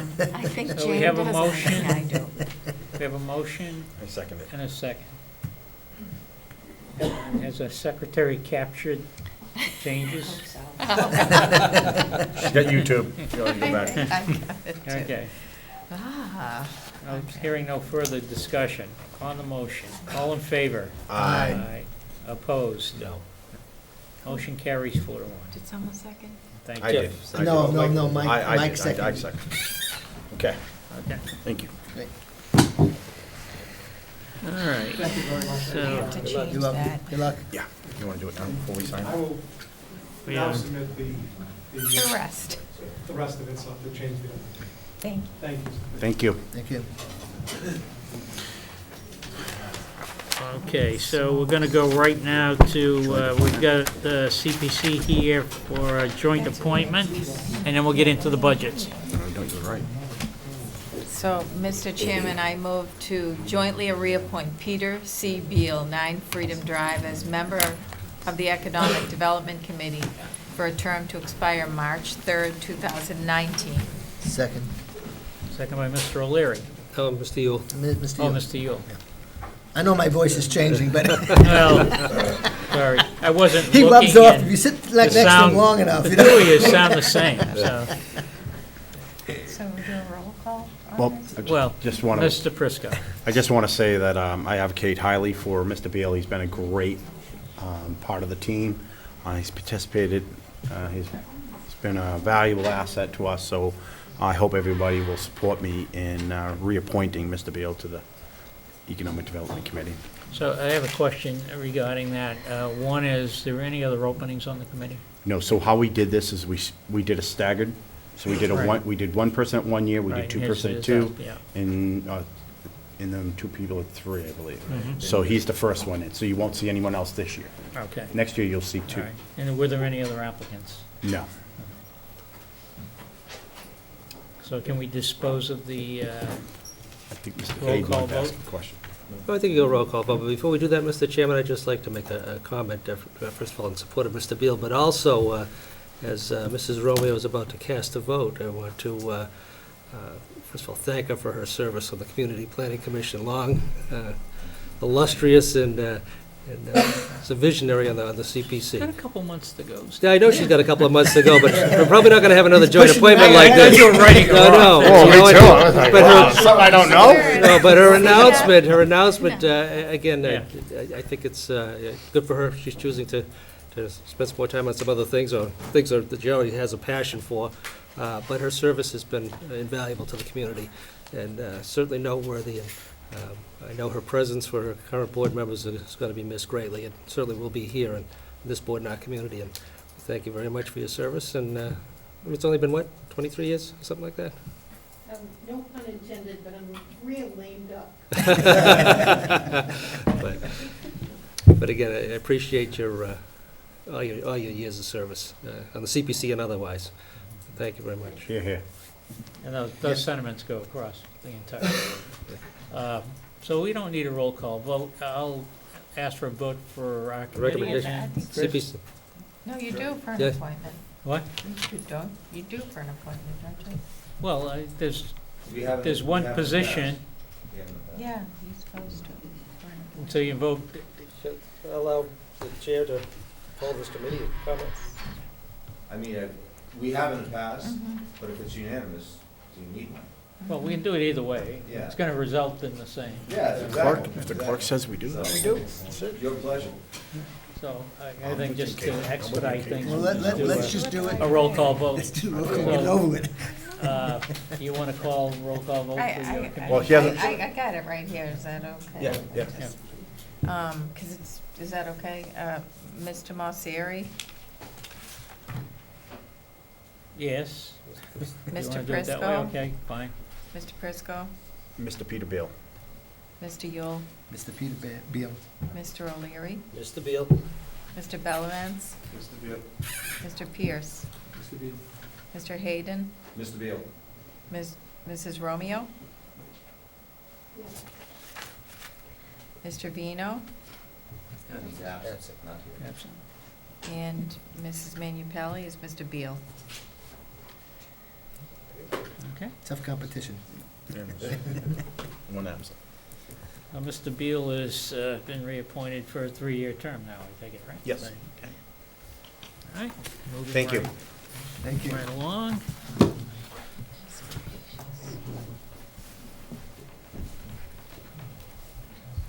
Those, budget, so we have first one up, committee. CPC is first. CPC.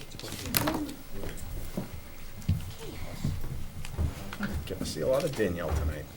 Yeah. Down. Oh. There, okay. Okay, so, the CPC budget this year, I was just going to focus in my presentation on the changes, from last year. And, the largest change, to the CPC's budget this year is a requested increase in professional services, for $50,508. And $10,508 of that is North Reading's continued membership in the Metro North Regional Housing Services Office. That's the collaboration between North Reading, Reading, Wilmington, and Saugus to have a staff person in Reading who monitors our compliance with, the compliance of our affordable units that are on our subsidized housing inventory. The purpose of that is really to make sure all of our records are correct, that we have all the information we need about those units, that we become aware of any problems with those units if they might arise, really because creating those units is very challenging and we don't want to lose any. We said in the first full year of doing this, we really wanted to get a good database together, which we now have. We've been delivered all of the electronic records of all of our units that are on our subsidized housing inventory, regulatory agreements, deeds, all of the details that that are available from the Registry of Deeds, and compliance letters and so forth. And the Housing Services Office has done a good job of pulling together all of the information that we really didn't have in one place, and now we have it in a nice, neat resource. In future years, the plan had been to continue that monitoring, because we often do have resales, refinancing, and while we do have a monitoring agent technically, it's really helpful to have someone active locally who makes sure that nothing falls off the radar and that units are sold and rented in the manner that they're supposed to be. And most of the focus of the Housing Services Office will continue to be that in future years, but this year we also would be looking for their assistance with putting together an affordable housing production plan, which is something I'm going to address a little bit. But I just wanted to say that the increase in so much of the professional services of, over $10,000 is because originally this Housing Services Office was funded through the town meeting warrant article, and this is the first year that will be fully funded in the CPC budget instead of from that source. So we're asking to continue. I think it's a valuable resource for the town. It's been helpful in helping us keep getting a handle on our affordable housing inventory.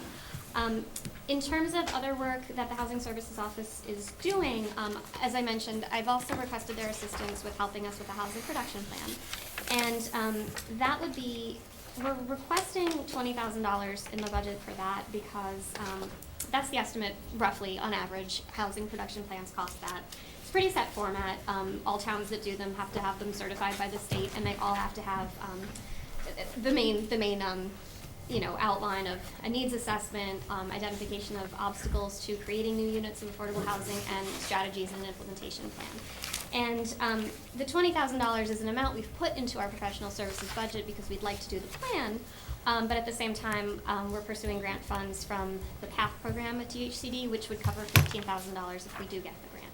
So that's something that we are really hoping to get.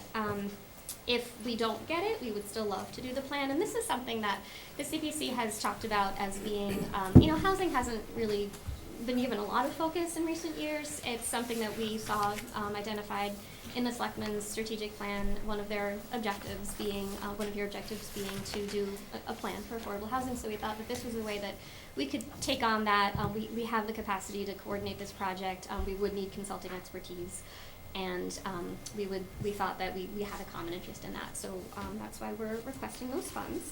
But if we do receive a PATH grant, which a draft of which I think is going to be discussed with you at some point soon. Later this evening. Later this evening. If we do go ahead and submit that grant, then that would be.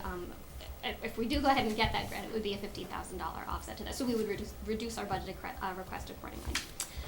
We were also asking for $5,000 in addition to enhance the housing production plan with a specific focus on planning for senior housing.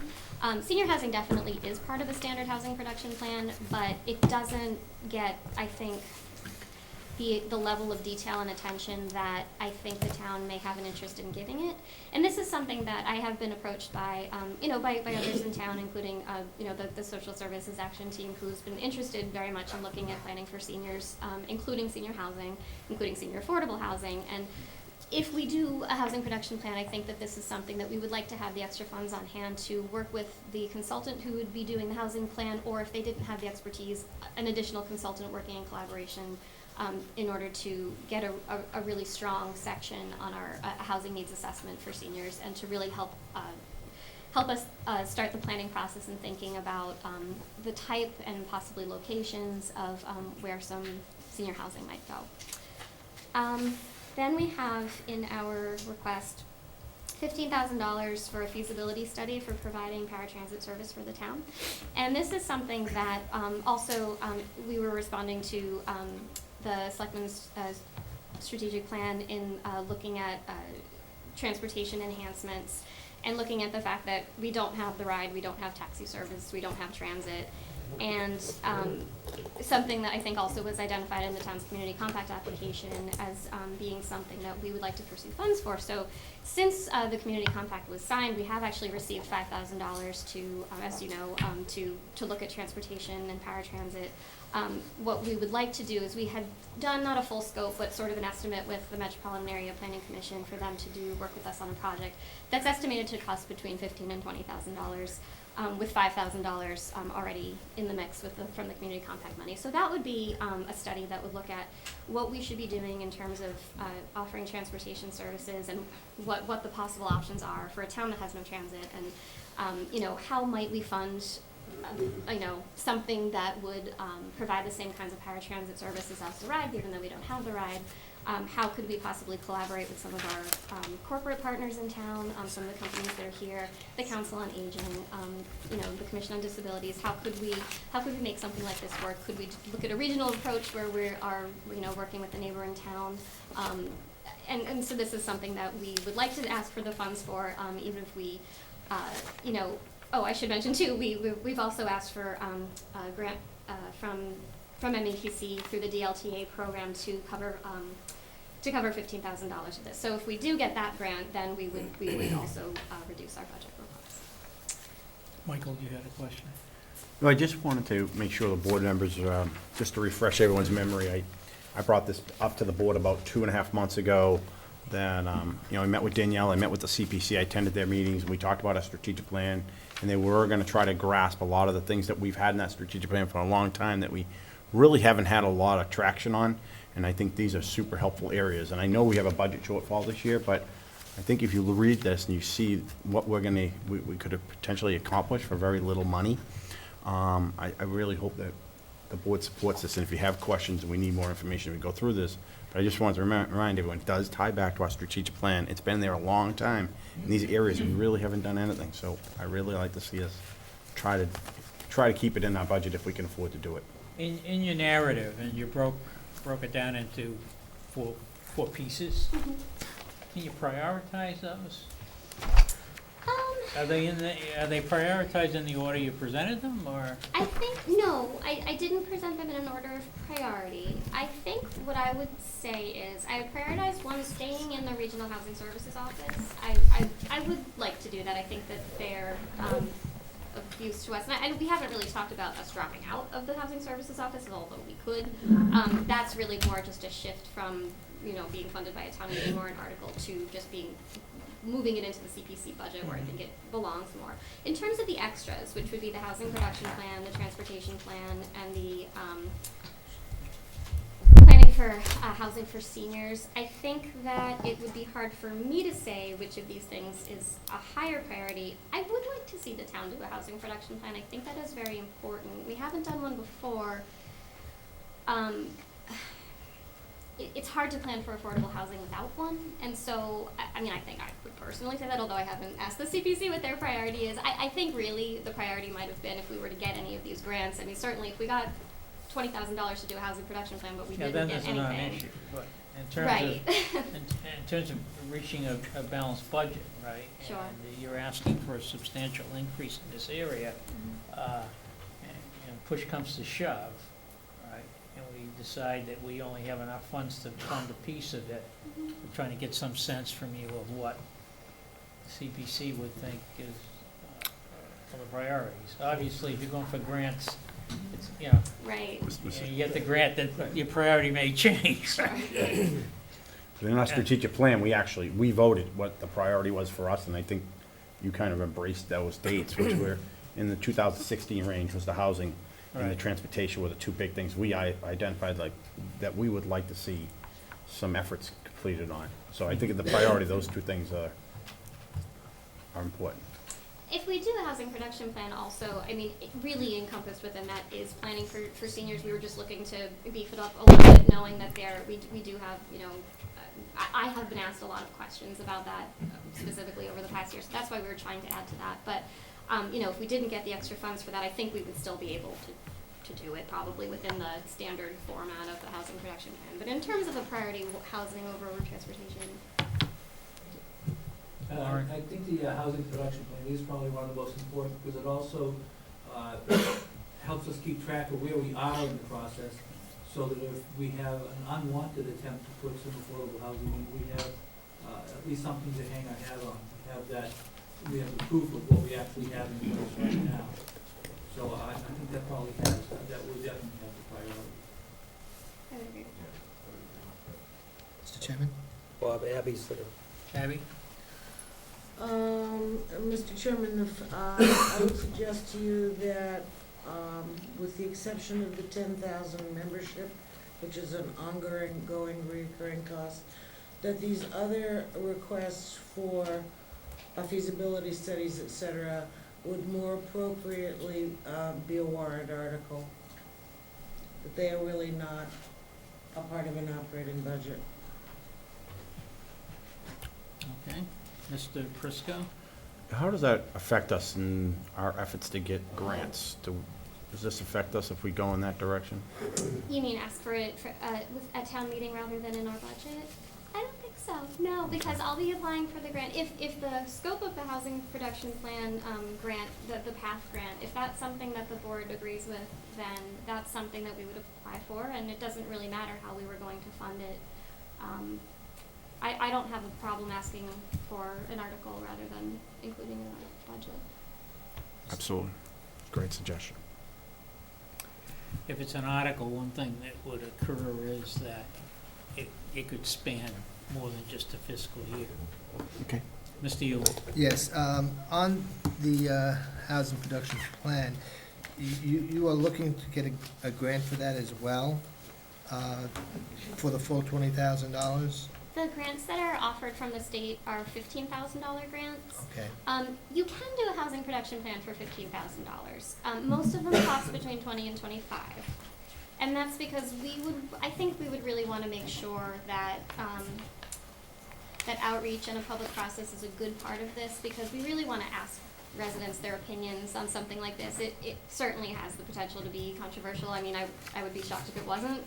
And so we want to make sure we have a robust community engagement component Right. to it. If we absolutely had to, we probably could do it for $15,000, but I don't think So it's you're a not big deal. asking for a grant Yeah. for I'm that, sorry. for the housing production plan? You're not asking for a grant? Yes, we are we are. applying That's what I thought you for- said, yes, okay, we are okay. applying for it, and the particular grant program makes those grants available in $15,000 amounts, so towns are asked to kind of come up with those. So if the board were to approve the $20,000 and you do get a grant, Mhm. then what would happen to the $20,000? I would reduce the budget request by $15,000 because we just wouldn't need it. But when would you get the grant? I guess you're anticipating getting the grant before we finalize the budget, is that what you're saying? The grant is it's a program that's, they make the grant money available on a rolling basis, so the sooner we get the application in, the sooner we'll know, but there probably would be a lapse of a few months. So, we were in this position last year with the $25,000, planning study for Route 28, and we didn't know until right before town meeting that we got the grant. So, I can't say exactly what the turnaround time would be if, if. But if the turnaround time came after town meeting, Oh, I see what you're that's saying. where I was going with this. If Right. it goes after it town, goes free cash. okay, it becomes free cash, it comes back to us. It doesn't get spent. Right, so it Right. becomes available. But you have some other recommendations here, and I guess what I'm alluding to, that if whatever amount the board decides is to provide you here, that maybe we should give leverage that you can then take whatever is left from the grant, be able to use it and apply it for the $5,000 for the senior housing, number 3, okay? That's what I'm getting at. I mean, you're asking us to provide you X amount of funds. Mhm. all right, you may not need all of those funds because you may get the grants, or it may happen after town meeting. So Right. you're saying it goes into the general fund, but at the same time, if they're asking for 4 grants, then it turns out we're able to help cover another one, then that's probably what we should do, and that would be my thinking. I think if we did, if we did these as articles at town meeting, I think probably we wouldn't have that flexibility, right? We would have to, they'd have to be separate If it's articles. a warrant article, you have to use the money for that warrant article. Or whatever, however we word the warrant You'd have to article. word it so broad that you'd have to maybe do it. Yeah, it'd be a really broad warrant article. Maybe that's what Mrs. Roebuck was gonna say also. But if it was in our budget, our operating budget, we could do that. Okay, okay. But if it's a warrant article, I don't think we can do that. We can spend what we need. If we got 15,000 and we got the grant and we also won the article, we could, because the grant came after the article, after town meeting, we could take the extra 5 that we needed to make it a better study, and then we'd have to turn back the other 15. Okay? That's how I understand it. All right. Am I right? Mr. O'Leary? Yeah, first of all, I want to thank the CPC and the planner for actually looking at our strategic plan and embracing some of the ideas. It's a wonderful, wonderful thing. Yeah, and it's, and again, I think it's a good suggestion that Abby's making in relation to, potentially putting it as a warrant article, but again, from a flexibility standpoint, if it were a line item in the budget, there would be a greater flexibility in order to transpose some of the appropriations for some of the intended targeted purposes here. I think that can be decided at a later date. I mean, I, for one, am in favor of, like, all of this. I'm not so sure we can afford all of it. How we decide between now and when the budget's put together, I'd like to conceptually, concur that we need to do something, and I think it's something we should be embracing. What we can afford to do, I don't know. So how we go about it, we may decide to target one specific one of these things, in a warrant article, or we may decide, okay, we know what the prioritization is here, and depending upon the grant cycles, allow some additional professional services money in your budget in order to tackle another one. So I think it's a great idea. I think all these are good ideas and something that's long overdue for addressing. And how we get to it, I guess, is, to Abby's point, will be decided between now and when we go to print. But That's one of the reasons why I asked about the priorities too, because it may not all fit. Right. This will come out over a period of time. And of course, if we're making some progress on the grants, then, that'll Right. help out. And, whether or not we'll know whether we want a grant in the next two or 3 months is, up in the air at this point. Actually, the transportation grant, I was expecting that we might have heard by now. I'm hoping to hear on that grant within the next couple of weeks.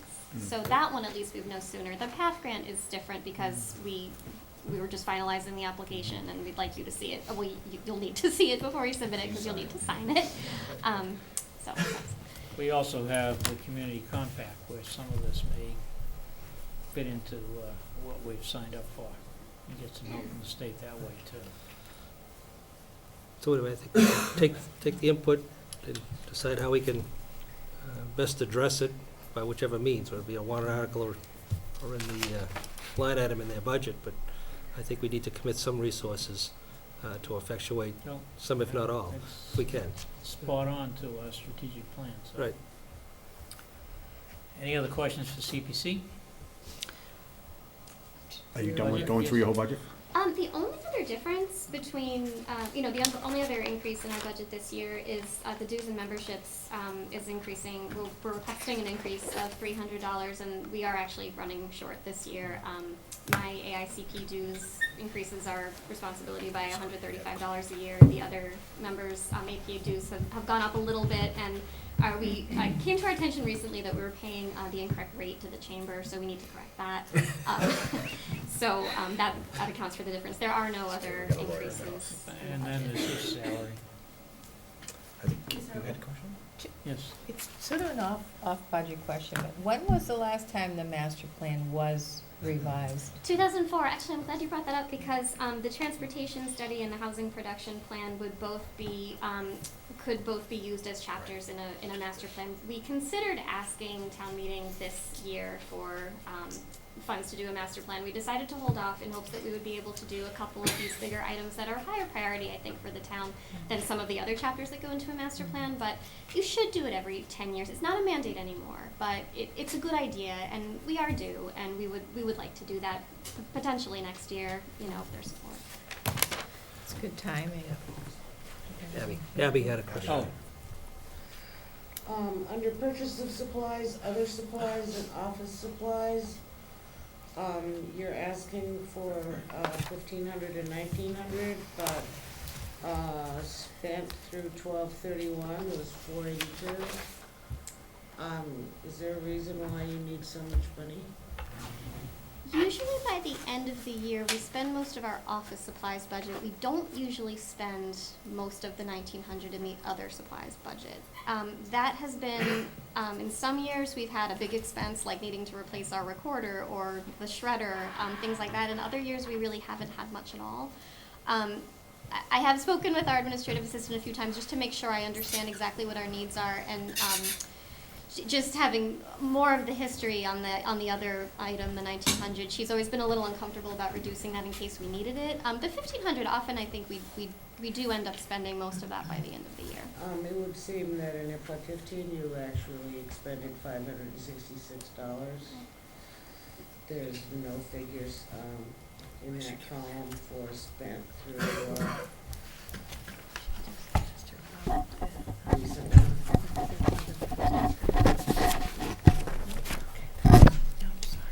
You know, you got $3,400, you don't seem to be spending enough, so I'm wondering if there's a reason for this. I think the only reason we've kept it at that request level is because it's probably how it's been for a really long time. Is it possible to reduce that budget by a little bit? Probably. I was nervous about reducing it too much because I know that looking back over a period of maybe 4 or 5 years, there were some years where it really was gone. But if there's a greater level of comfort in reducing either of those by a bit, I don't think it would cause us a huge hardship. I would recommend reducing each of those lines by $500. Mr. Messeri. Are you through, Abby? Say what? Are you done? Yep. Yes. Mr. Briscoe? How are we handling small cap things, like their iPads are completely outdated and they can't even update them anymore? And I know we've talked about this in previous meetings. Is there a okay, good, thank you. So I don't want to cut their budget if we can help them fix a technology problem. Yeah, we need, thank you. We can't run through It's fine, I can get over. So the iPads and the iPads as well for the Board of Selectmen are the first generation iPads. There's money which is typically in the IT budget for small capital each year, and those are already purchased and on order and on their way. So they'll be deployed, maybe by the end of the month. It just depends on when they get them. They're in this year's budget. So I was gonna ask if that money, I'm not trying to spend extra money here, Abby, for them, but I think you see that it would be helpful if you had a keyboard that goes with them, and they're not that expensive anymore, and they're wireless keyboards, Bluetooth keyboards, which I can make them, because they're gonna be using the GIS mapping, and I think having that capability for the type of work they do would be super helpful. We can evaluate that. Regular cases were ordered with the iPads, so, when they come in, we can talk to the CPC members, see what everybody wants, what's most useful for each person, because everybody has their own personal preference. Thank you. The only keyboard that was ordered was for the recording secretary. That's fine. Thank you. Any other questions regarding the CPC budget? Thank you. Nice. Thank you, Daniel.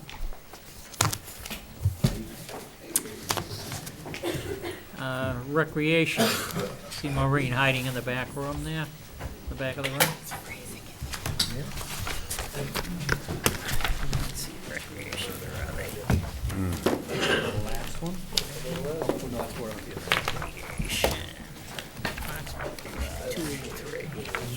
283, yep.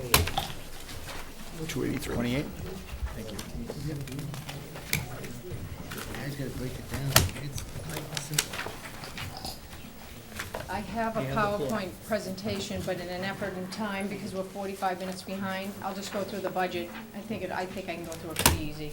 So it's just an update basically of last year's numbers, so I think it'd be pretty quick, rather than turn it on and spend another 10 minutes, so. I'm Maureen Stevens, I'm the Operation Director for the North Reading Parks and Rec Department, and I'm here to present the FY17 budget. So just to let you know how we run and who we are, again, I'll do this by paper. We're governed by a committee. There's an Operation Director, a Parks Director, and a Rec Director. We have a secretary, a parks foreman, a programmer, and a special heavy equipment operator. Those basically are our permanent employees. What we do is we run recreational programming. This year, we did 90-plus programs that were offered. Each of those had multiple sessions, multiple age groups, but those are just 90 different programs that we did. We did 4,651 registrations, which was up 427 over last year. We have 1,563 member accounts in our system, 2,883 residents, and 726 non-residents are within those member accounts. Those accounts of the 1,500 could have several family members in them. Could be 3, could be 2, could be just a single member. And those range from age really 0 to 99. We run weekday, weekend, after-school night, preschool, kinder, youth, adult, summer. The summer we offer full-time childcare, which is 7:30 a.m. to 5:30 p.m. Monday through Friday with field trips. We have a part-time preschool program, which is 9 a.m. to 12 p.m., and that's generally 4 days a week. We, in the summer, also do 29 clinics and programs. Those are separate, generally week-long. We offer trips during the year, and we have 6 different types of discount tickets, things that go the winter, spring, summer, and fall. What we do for parks and field maintenance, we do a lot of permits, and we do a lot of scheduling in our self-supporting nature. Last year, we did 7,013 hours of scheduling, which was up 1,011 hours. We did 1,317 permits. We have a new block scheduling format, which helps us consolidate permits, so we didn't have to do as many. We just did a lot of hours in one. We do a lot of school permits, even though they don't bring in revenue. We still have to permit them out to place them into the slots they need to be. We did less revenue permits. There was some reasonings due to the school being built that we weren't able to accommodate some permitting. We schedule all the use of all the groups in town, parks and fields, including our own use we have to schedule for our parks and recreation. We mow over 93 acres, and this year the Parks Department did some special projects with their own staff. They refurbished the Ipswich River Park irrigation system, did that with their own staff. They renovated the Benno Little League Field number 3, which is the final field. We did the tennis courts at Ipswich River Park. We sealed the cracks and we painted them, and they were all, again, done by the parks staff. They're very knowledgeable in that, and it saves thousands and thousands of dollars. So as far as what parks we do, Benevento Memorial Park has 3 Little League fields, concession stands, and cages. Chestnut Street, you probably all know, soccer fields, concession stands, softball fields, basketball court, and pit spot.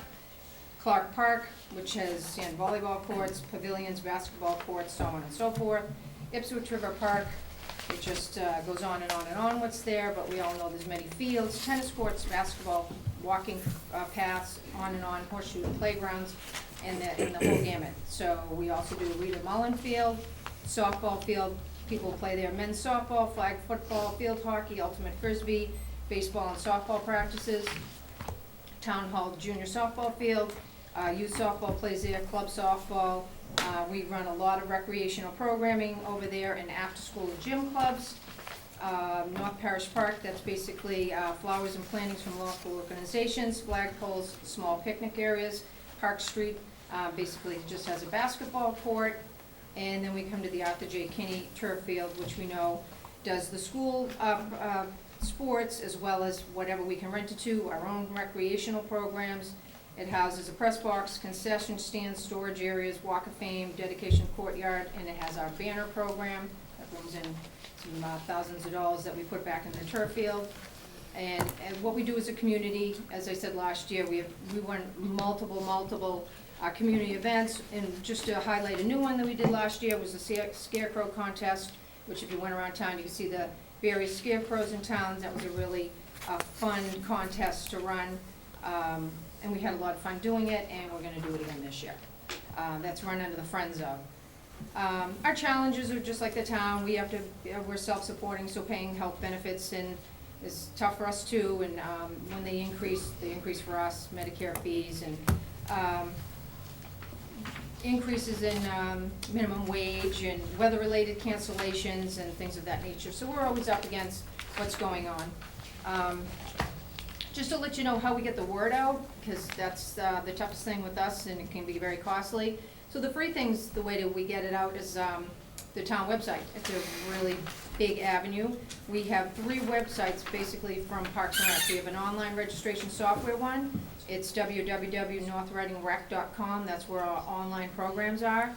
We have the town website, so that's northreadingma.gov/parks-recreation.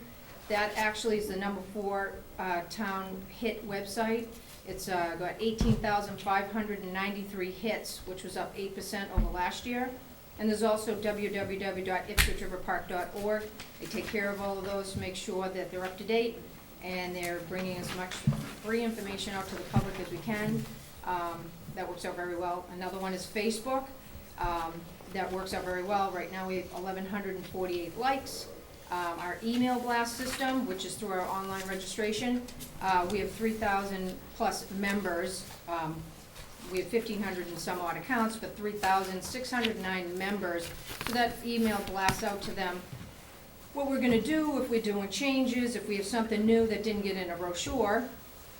Leading to the brochures, we do 3 editions: winter, spring, and summer, and fall. Spring and summer are together. We distribute 5,000 copies through the North Reading transcript and handouts together.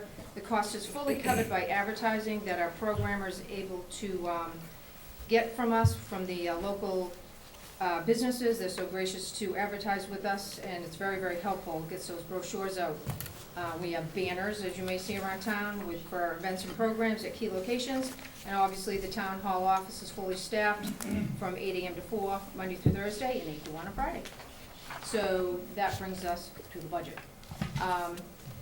Basically, the budget, we are an enterprise account, and we do ask for the town for a subsidy. So the subsidy this year has increased a little bit. We're asking for the 3 positions again that you were able to give us the 3rd one last year, and it really is very, very helpful for us.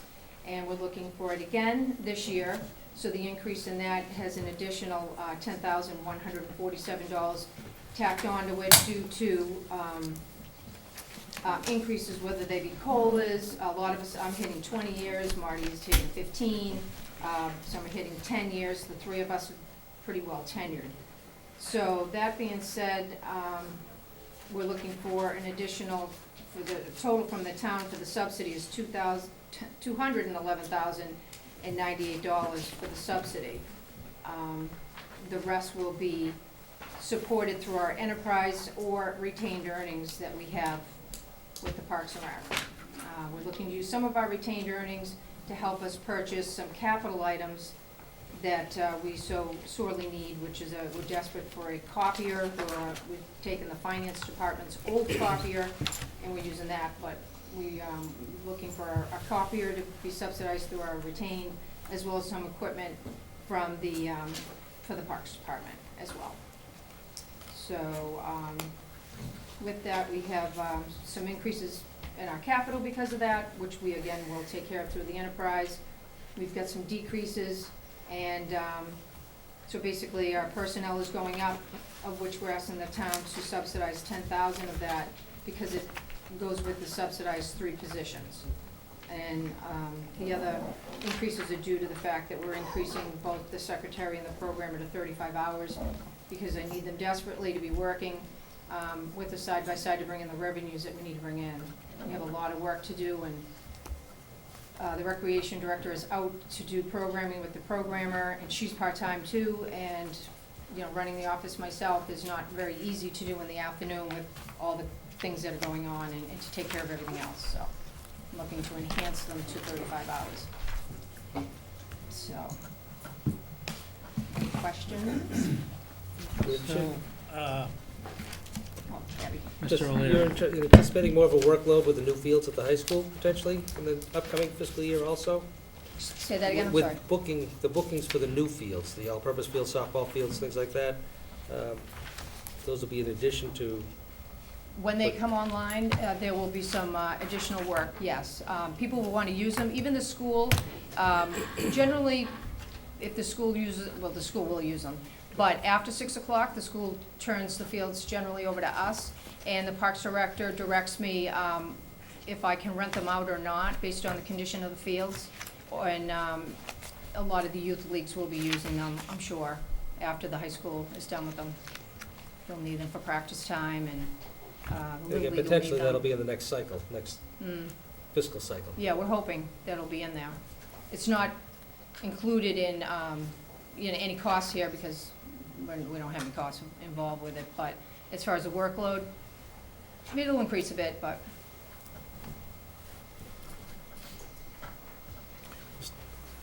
Mrs. Hilbert.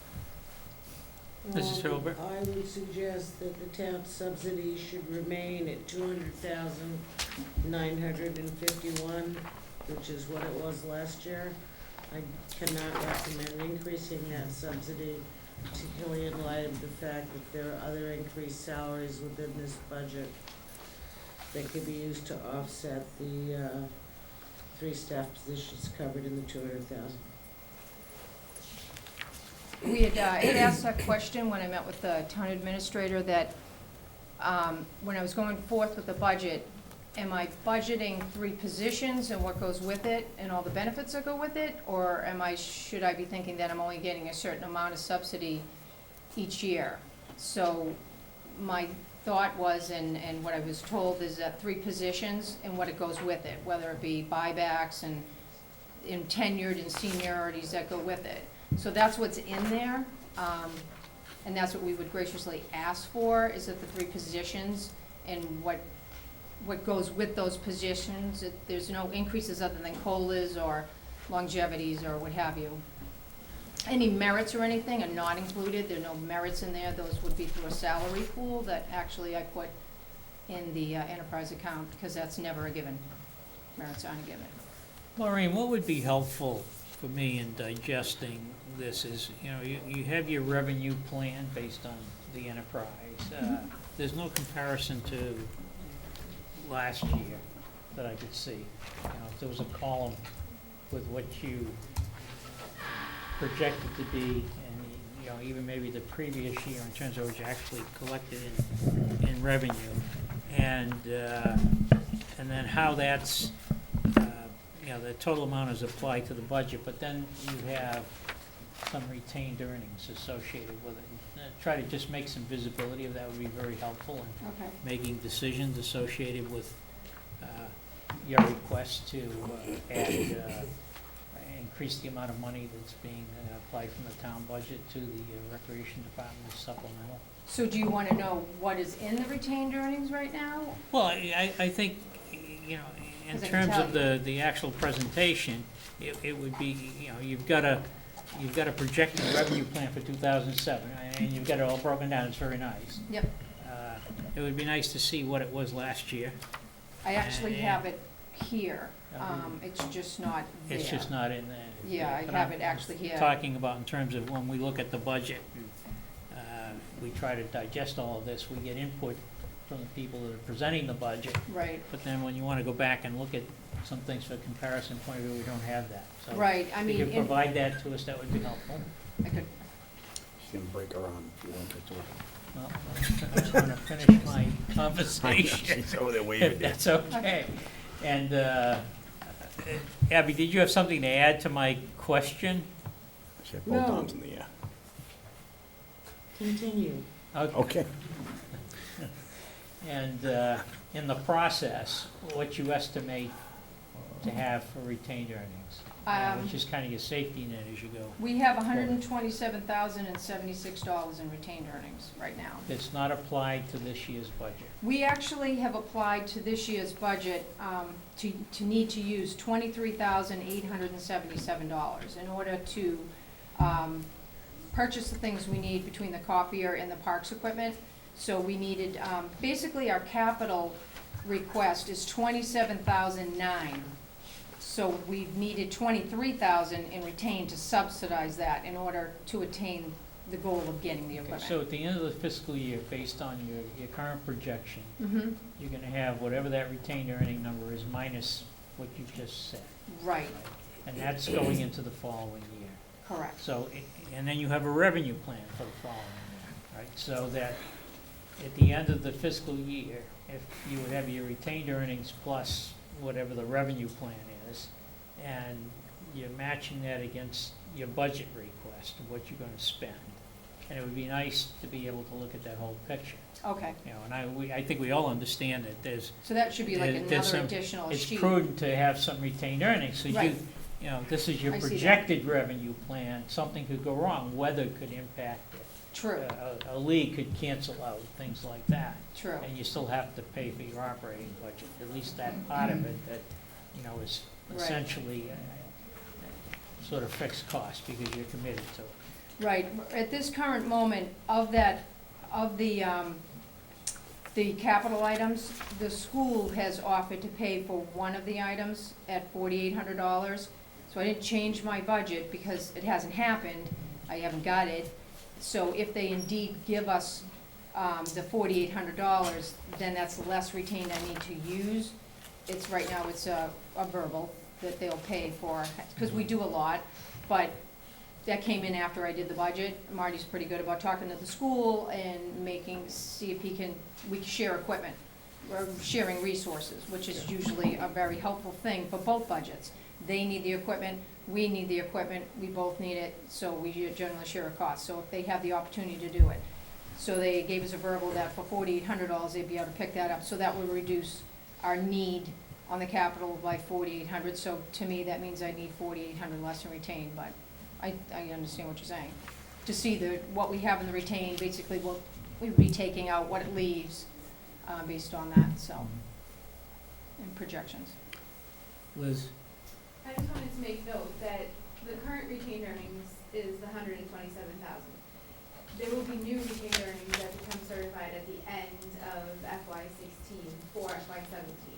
So she will appropriate $23,000 of her $127,000 at June town meeting for next fiscal year.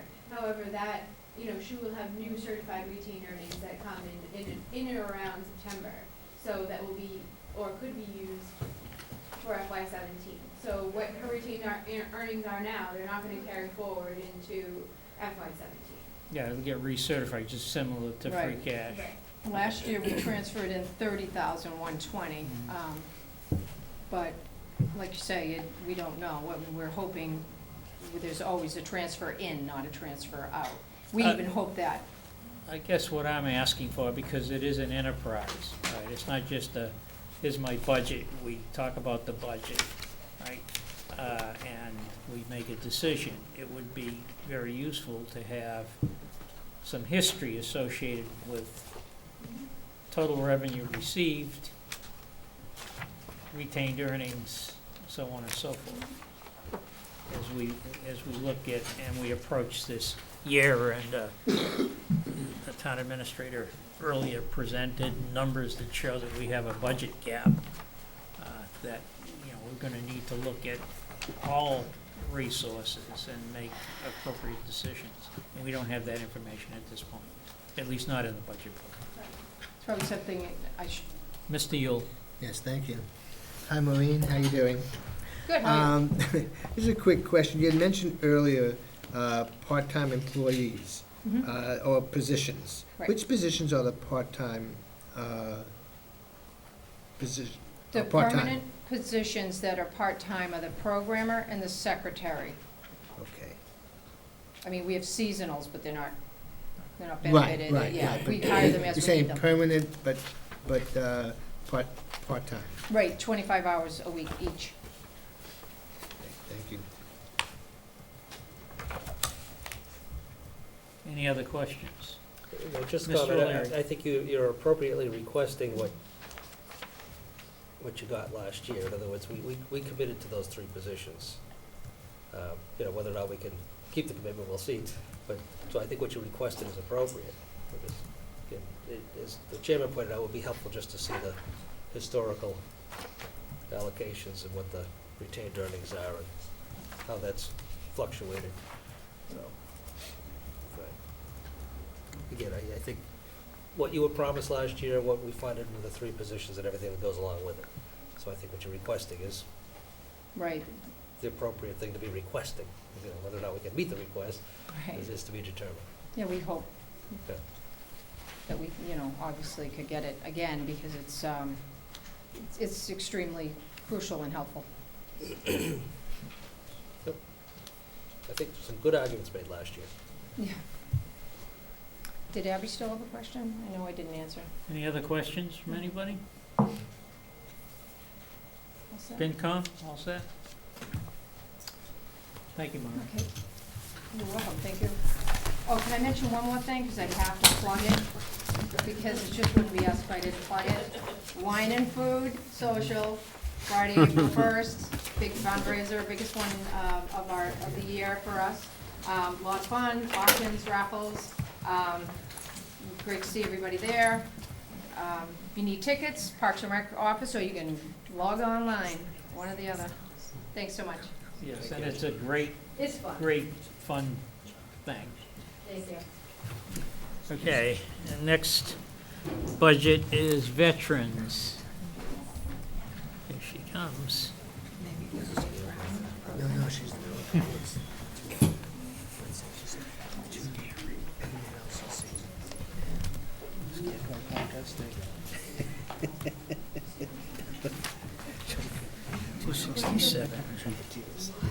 Thank God you brought these. Anybody want some of It's okay. This is a scarecrow contest in another community.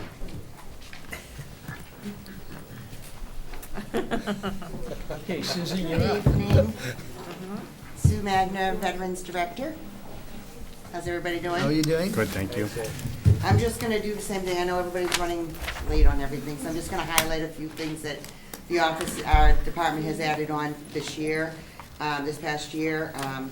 In addition to the annual dinner that we have every year, and, obviously Veterans Day ceremonies and Memorial Day ceremonies, and that actually worked coordinated with the North Reading Masonic Lodge, and we collected over 150 coats to give to the, initially they were looking toward the veterans, but I knew it was gonna be something that the community itself needed as a whole as well, so we coordinated and did a coat drive of over 150 coats and mountains and mountains and mountains of clothing, gently used clothing. So it was a really, really successful event that took place.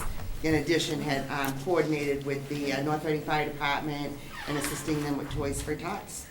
And the children, the schools have been awesome this year, this past year, with the getting the kids involved.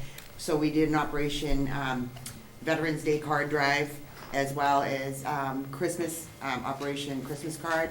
So all those cards that were collected, they were submitted over to between the veterans over at Veterans Day, and also to the Bedford VA. I took them over to the Bedford VA to give them out, and as well as to the local nursing homes.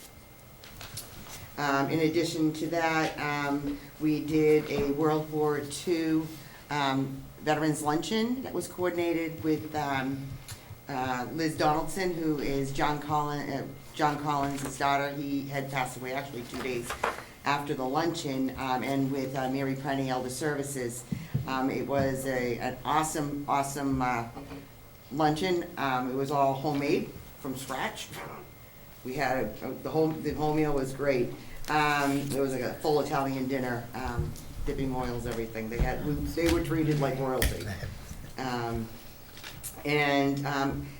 I've also had met with the Salvation Army. So what the Salvation Army has now, we have on the Chapter 150, and we do fuel assistance, and obviously there's fuel assistance out there that is coordinated through Elder Services for people in need. But in addition to that, we also hold a book, the food pantry does, and then there's also one specifically for veterans and their families. So if somebody's running low on oil, it's automatically a $200 voucher. I work with a couple of local oil companies, get them settled up. I've actually worked it with 3 people this year that were completely out of oil. And it's also works for food, assisting them with food and electric, rent, things like that. So that's a nice additive coming in because it doesn't affect the budgets or anything, so I don't have to contact I use them before I contact the state for the extra amount for fuel that they are willing to, that they give out. Objectives, obviously, I think Danielle kind of really touched base well on that one for the housing and the transportation as well, because with the senior action team, social services action team, we are doing, working diligently and coordinating with a lot of different areas, a lot of different entities, to try and get something going here, because we really do need the housing for the veterans as well as the seniors, and the transportation. Transportation, the only thing I've been able to find for anybody is Uber, and for an Uber price to the Bedford VA, you're looking at $86 one way. This is from here to? From North Reading to Bedford VA. To Bedford, okay. Yeah, so, and I have some people that are doing 2 and 3 appointments a week, so it's a huge issue. And I have, in with that, though, I have been able to coordinate with Sanborn. And so I've already gotten one individual, they've got him together, so I'm able to get him back and forth, so they're working with me to get him, and I've got a few others that are kind of in the wings on that too. The only line items that I have requested for an increase on was the subscriptions, and the subscriptions more because of the ads that I'm running for the dinner socials and the events that are going on. I try to do everything on website, obviously through Facebook, an email, email blasting and everything, but the ads, and I try to use the letter to the editor a lot, because I know people kind of go to that. I know I gravitate to that one too, so the letters to the editor, but then it's nice to see the actual ads too, when they, so that's the reason for the increase for that, because I run roughly about 4 ads a year. The increase in travel, I'm on the executive board for the Mass Veteran Services Association, as well as the VSO regional meetings and the Boston North Regional Coordinating Council Transportation, and meetings with the legislative out in Boston. So between the increase for those those monthly meetings, there's one that's actually held in Marlborough monthly, so that's a 200-mile runabout, and then to Malden. So, but in addition to that, the other reason is in the past I am under the line item for training and education. In the past was putting the mileage in that, and was requested by finance to put it under the mileage. So that's the reason for the increase there. So So I have to move your it over. budget increase is extremely nominal. I mean, there's no issues with that. I have to, really thank you for all of your efforts on behalf of the veterans and your other involvements related to our seniors. I think we all appreciate that effort.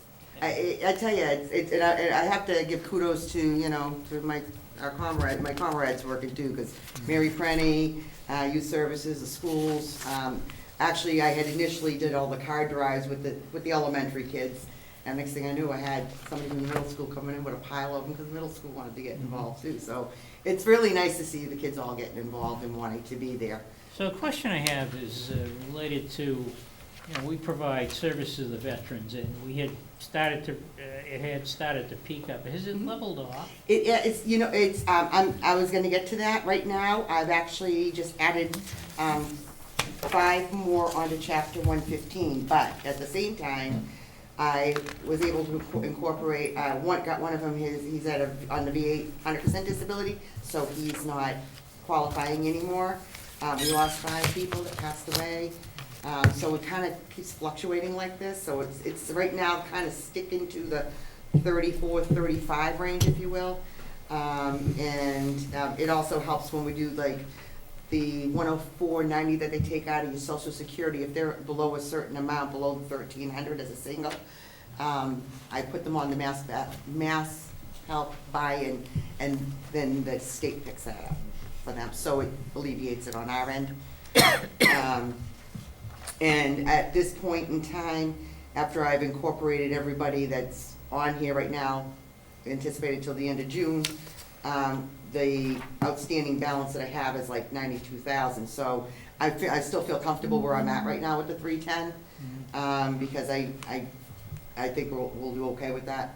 And then, you know, I've been putting people into senior housing, which has helped reduce a lot. Again, that's why I've got a lot of housing issues too that we're going with, because, you know, I've got even people in their, you know, 60s, early 60s that are more incapable of living in you know, in an apartment. But the problem is the apartments that are affordable, they're all taken always, because there's few and far between. And then the Barry end of it is their prices. I just had somebody in here. It's little under $1,400, but then she has to pay like $200 to park, you know, for a garage for a car too. And she's literally living under $1,000 a month. So her daughter's helping her pick up. Mr. Prisco? In regards to that transportation, you brought that up earlier, and it costs about $80 one way. But the state has, under the Health and Human Services, have you spoken with them in the Health and Human Services, under the Veterans Group? I have spoken with them, because I asked them too to see if there was any possibility of any kind of grants that we could look into as well. But the MBTA is assigned to us for our veterans, to transport them to the VA. It's right in their mission. It's what they do. If you go online, you can even read about it. Okay. But the Health and Human Services, they have a color mapping for the entire Massachusetts to transport vets to VA hospitals. And they have MBTA assigned to one, DOT assigned to another area, and so on and so forth. Okay, I'll do So some more for digging you, on that. I believe it's the MBTA, and they have a specific phone number and a scheduling.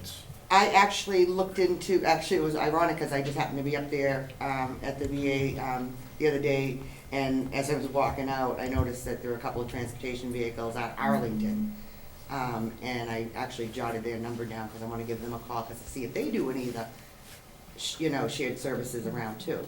So, I mean, like I said to the director over at the VA in Bedford, I said, I mean, ideally, it'd be nice to see if, you know, you get federally funded, get vehicles in, and literally hire people, because right now that's the issue. We have the ability for that, but it's all volunteering, and that's why we can't get This, people. Susan, we contribute money towards the Right. MBTA, and we don't ever get anything for it. But if the veterans here can Oh, I dial agree. into that office and get transportation, then at least we're getting something for it. I think you should seriously give that Oh, some I'll definitely consideration. look into that, absolutely, thanks, thank you. Like I said, because I mean, I have one that's, you know, I got 3 people trying to get him into a wheelchair and out, and it's like, it's just, This it's is what just these crazy, people Mike. do. It really is. You know, I really feel bad, and the problem is we got, it's not just, you know, the World War II veterans and the Korean War veterans. Now we're dealing with a lot of the Vietnam veterans, just dealing with all the issues from the Agent Orange and defects and everything that are wheelchair bound and that, and it's, you know, it's just gonna get increasingly worse as time goes on. Any questions from the FinCom?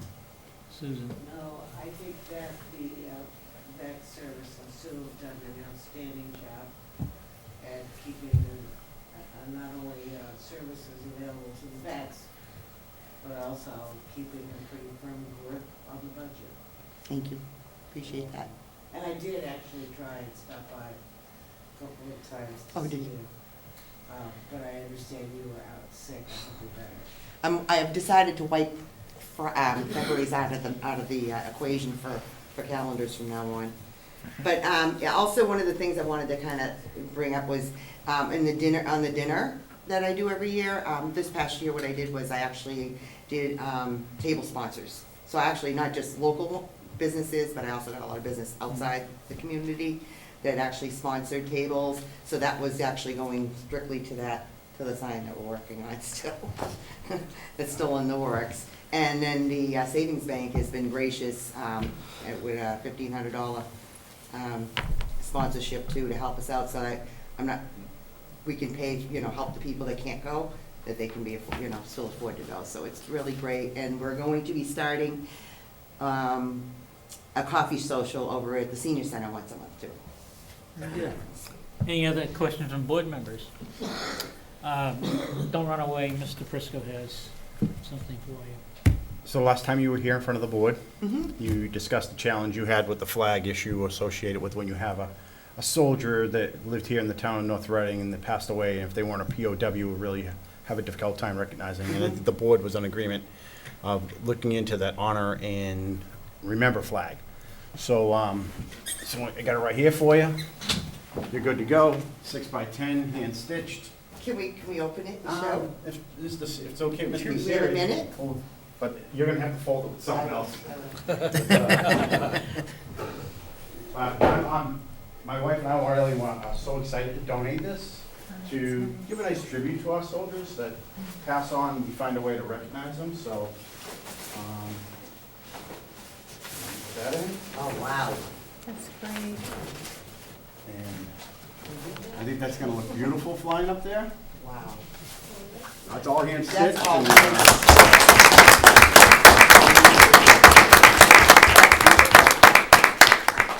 Yeah, I think it's gonna make a nice tribute. This will also work not just for the soldiers, but for anybody in town. Well, good. Whatever you wanna do with it, it's So we'll yours. incorporate that into the procedures. Thank We're- you so much. It's our pleasure to donate Okay, it. now I gotta find somebody. Thank you, Michael. We're having no return. Just do it like this. Next item. Next department is conservation. We have And I have representatives- nothing for you, conservation, sorry.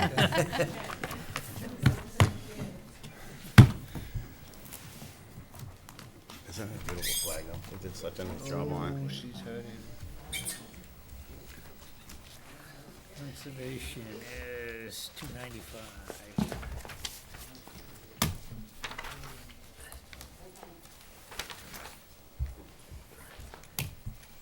Okay. Okay, so, happy to tell you that conservation is only looking for level funding again this year. I can't come up here and tell you we don't need another $9,000 like last year, but, we're just looking for the same 17,570 as we had last year, which is, significant reduction from 2015, but quite frankly, most of the wetlands that can be developed in our town have been so, we were all in agreement that the 26 that we had been getting was way too much, and so we're happy with 17.5. Okay. What's your involvement been related to Tennessee Valley Gas? Mine personally, or the commission? As an organization. Okay, just checking. They tried to come before us, and we said no thank you. We didn't want to hear what they had to say, basically just because they wanted to come in and try to sell us on their idea. They didn't have any notice of intent, or they weren't seeking anything from us formally, so we just said no thank you. Okay. Mr. Yule, I know you have a question or not. Well, I don't really have a question. I mean, I've wondered what the Conservation Commission stand, or if they have taken a stand or perspective. Obviously, you don't want to talk to them, so we gathered that. So does that mean That that? was not, I was actually absent from that meeting, so I had no Say in the opinion matter? on it. Well, they asked to be invited, Right. okay, to come to one of your meetings, and you said, the commission said no. said no. Yeah, Okay. Was that by a vote or yeah. by a vote? And you happened not to be attending that Mhm. meeting? And I knew in advance I was not gonna be at that meeting, so I Right. didn't offer my opinion, since I wasn't gonna have to sit through it either way. I Right. figured it wasn't up to me to Well- determine whether or not my peers had to sit through a I mean, workshop. has there been dialogue within the commission with regard to an approach that the commission should take or should not take, aside from not wanting. There's been no formal discussion of it, nor has there hasn't been a formal sort of unified front on it. But sort of just in passing, it doesn't seem like anyone is in favor of any pipelines coming through. Okay, all right, and I think that I'm going to have to attend your next meeting to bring you up to speed with some things with the Northeast Municipal Gas Pipeline and what other conservation commissions are doing in various towns. We'll happily listen to anything you want to come and tell us. Why, thank you. They didn't feel they needed to listen to the gas company. Right. Okay. Well, we probably would be interested in your expertise and feedback with regard to if the pipeline goes through, or when the pipeline goes through, what it's going to do to our land, our Our water will environmental. still be better than that in Flint. Okay, I'm sorry? I said our water will still be better than that in Flint. Not by much. I understand. Well, thank you. Okay. Mr. Prisco. So speaking of water, and when I read your budget, I was a little surprised not to see anything associated with our new water project that we're taking on, transitioning over to MWRA.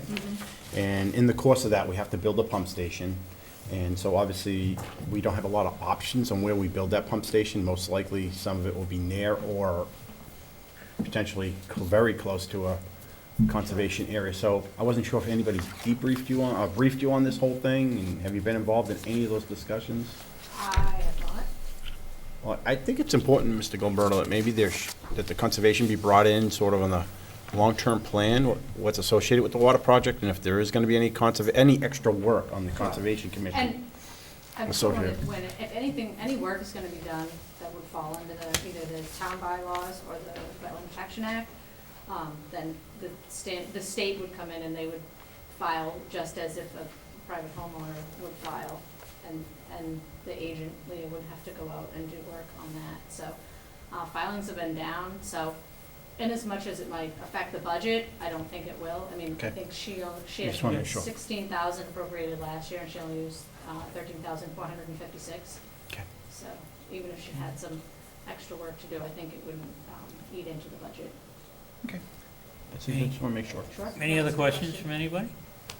Thank you. Thank you. Lori, did you hurt your foot? Last but not least, the library. Can't cry. I see we have a large group here, so. No, the 28th, we have a large group. And she can't run. Her life is miserable. Good evening, Sharon. Good evening.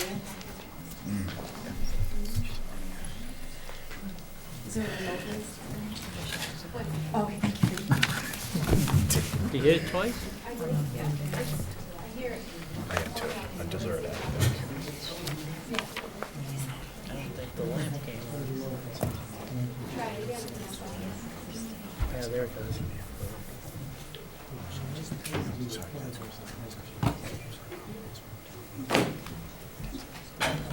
I know because of the length of this meeting, some people have decided to forego their presentation. If we have trouble bringing it up, we can do the same. Okay. Oh, it comes up quick. Thank you.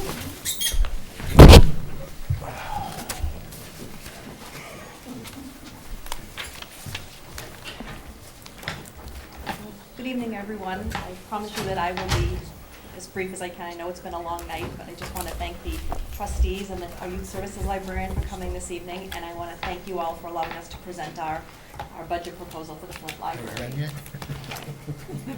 So we are requesting $511,528, and I'm just going to touch upon the two things that stand out in our budget for next year. The first one is the $6,000 provided from the Flint Library State Aid Fund. If you look at our budget request, it does look like the MVLC assessment is up by 42%. It's an outrageous looking number, but you have to take into effect that last year, in order to obtain our open hours or extra hours that we needed for the population growth, we gave $12,000 from the state aid budget, and that was subtracted off of our budget. And we also promised this year to give $6,000 towards state aid for this year's budget. So it looks like there's much more of an increase than there really is, but actually the MVLC assessment usually goes up only 2 to 3%. So it looks higher than it actually is, but it's because of what we were trying to do in order to give some money and be able to contribute to be able to have the open hours done earlier. So the other part you're going to see is an addition. It looks like an addition of $3,328 for 4 additional staff hours. It looks like it's a luxury, but it's actually not a luxury for us. We are thrilled that we are open 8 additional hours. We have added more programs. They are all well attended, whether it's a book club or a story time or a drop-in craft, whatever it is. They are all very, very well attended. However, by doing that, we have to have staff to cover. We have a beautiful, beautiful historic building, but because of that, the logistics make it a little bit difficult. We actually have 5 levels in that library. In other towns, you can have the activity room next to the youth services or next to the circulation desk and not have to be there all the time. In order for us to do any kind of programming, we have to have trying to cover all of our desks on different floors, and also have staff members who are planning the programs, participating in the programs, supervising the programs, setting up, and then making sure that they break down, because in the evening, clubs and organizations in town use that room. So we are constantly being spread very, very thin. So those 4 additional hours, like I said, I know budgets are very, very tight, but this is the bare, bare minimum for us to be able to keep up the services that we are currently providing. And it actually doesn't come out to be that much money, because we were able to offset that with the retirement of our longtime assistant director, Judy Seeger, by her retiring and changing the difference of the salary. It's actually only a net increase of about $300 per year to be able to have these additional 4 hours. I promise the rest of the slides will go quicker. Okay. So I said it takes a village. With the town support, the library, we met the state mandated open hours requirement 1 year ahead of schedule. We're so grateful for the town support. We're now open 51 hours per week. We have consistent opening hours. We open at 10 a.m. every day that we are open, and we hear over and over again how pleased people are, because they're out, just like we're running a business, and they can go and they know that the library is going to be open. So people have responded really well to that. We also filled a need with adding Wednesday morning preschool story times. The little school preschool, the one day that they do not have school, is Wednesday morning. So we started having a preschool story time when we started opening Wednesday mornings, and it is well attended every single week. So we filled a need there, and the town seems to be appreciating that. What a difference a year makes. So if any of you have been in the room, I'm sure of all the clubs and organizations in town use our activity room. It looks beautiful. We did a new floor, new blinds, a new audio-visual system, and we didn't have to do that with any of the operating budget. We used state aid money, we used money from donations, and room fees from businesses who are coming and using that room. So we're getting a lot of use out of it, and we're able to refurbish it. We also met the needs of the community, where when people want to reserve the room, we now have an online reservation system. It makes it much, much more efficient. People can just do it online, real time. They can be at their group or at their meeting and looking when they're going to use the room next time, and be able to just reserve it right online. And it has made a huge difference. People are very thrilled with that. I'd say 95% of the people now who use the activity room do the online reservation system. We also introduced a new digital magazine platform, Zinio, and immediately we were number 1 rank in downloads in our library size category. So we're really listening to what the town wants, what the community wants, and we're bringing in those programs or the software, and it just seems to grow every single month. People are using the Zinio, and they're using the Freebill, which is the downloadable music. So we are listening to what the community wants, and we're addressing those needs.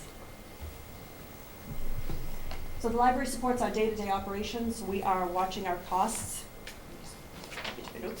We're watching our costs. We are implementing a print management system to try to offset the office supplies budget, which is just through the roof with toners and cartridges. This pay for printing anyone can print in the library, but they will have to pay before the actual documents are printed.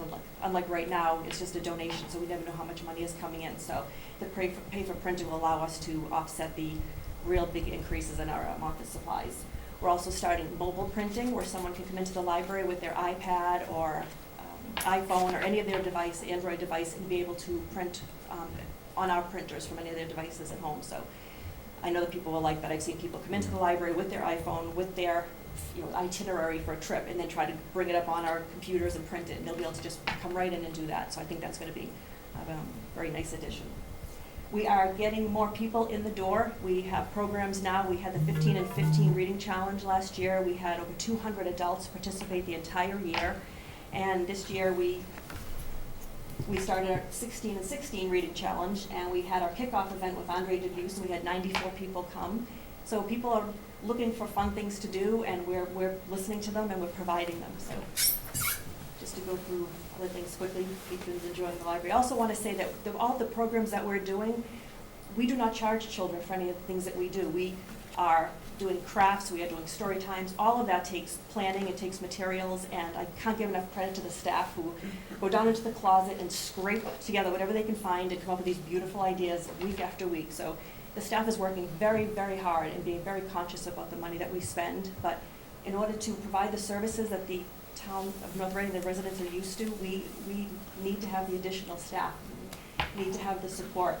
We had a forensic science family night where someone came in and actually did DNA samples, and it was a mystery, and you had to go on the different floors of the building, and families loved coming together to do that. Music with Dara, she gets over 100 kids whenever she performs, and it's a great way to bring families together. And this is the most important thing, that we are patron-focused, we are forward-thinking, we are North Reading's cultural center. So I thank you for your consideration, and we thank you for your support. Any questions? Questions? Mr. Yule? Yeah. First of all, you do a spectacular job. I just want to let you and the staff do a very good job, and Definitely team effort. just by the way you lead is just good. So I just Thank you. want to let you know that. I do want to understand the numbers, so I'm going to need some help with this. Sure. I noticed that you have non-union wages, and then you have clerical. And I'm trying to understand the difference there, because the number is just so significant. What is clerical in this case? Are these employees? Yes, so the clerical, so there's myself listed as department head. Right, I see that. It just seems like, I don't understand the huge difference in the numbers. What's the difference between a non-union employee and a clerical employee? Mr. Chairman. There's detail, Jeff, of all the breakdown of the department head, non-union and union in the budget. It breaks it down of what all the positions. Right. So that's where it will give you some more detailed information of the, large increase of how many positions. Yeah, I wasn't concerned about the increase. I just didn't understand the difference between a non-union wage and a clerical wage. I mean, I assume clerical is also non-union. No. No, they're not. The Okay. clerical are union, so in the okay. library, the director and the assistant director are not union. So they don't. So you don't put clerical in union wages. I guess that's where it becomes And the confusing to clerical me. is I the would think rest if of the clerical, staff. is union, wouldn't it be listed under union? That's why I would be confused. All right. Does that make sense to you? Yes, I'm not sure how to answer that question. No, How it's set up in the budget. I did see that. I did see The that. number- Okay. So the other question I have, so then the other question I have, does it really cost $57,000 a year for new books? Or book replacements, whatever it is? Yes, actually, in order to receive state aid, you have to qualify and do certain things, and one of them is you have to have a certain % of your materials budget each year. Whatever your total appropriated budget is, or your municipal appropriated budget, whatever your budget is for the year, 15% of that, because of our population, 15% of that has to be spent on materials, whether it's books, DVDs, audiobooks, whatever combination you want, you must spend 15% on materials, or you will not qualify for state aid the following year. This is not, I mean, you're following what you must do, and I understand that. Yes. Okay? But you're being required to spend the money, and then the question comes to me, is it necessary to spend the money? Aside from the fact that they're requiring you to spend the money. I would say it's absolutely necessary to spend the money, especially for the materials.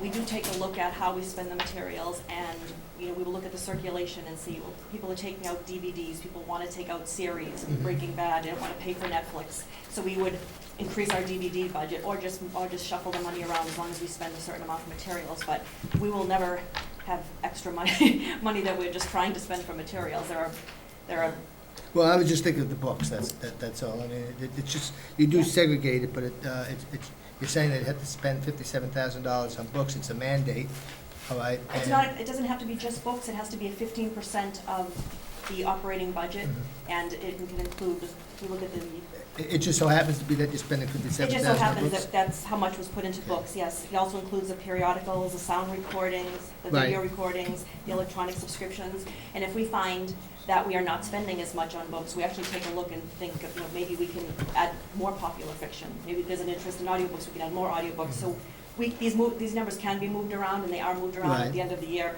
Liz and I look at them and make sure they fit. So we can definitely spend this money wisely. I know you're saying we do have to spend it, but Right. that sounds like a lot of money. It's kind of like the military, they get a budget, and if at the end of the year they don't spend all of it, they find something to spend it on. And that's what it sounds like to me, if it being mandated to spend that kind of money, that's all. And I'm not questioning you, I mean, No, I I understand, understand. you're doing what you're required to do. I understand, and if I had my way, we'd be spending a lot more than this on materials. I wish that every time a popular bestseller came out, we could buy 5 copies of it instead of having people wait.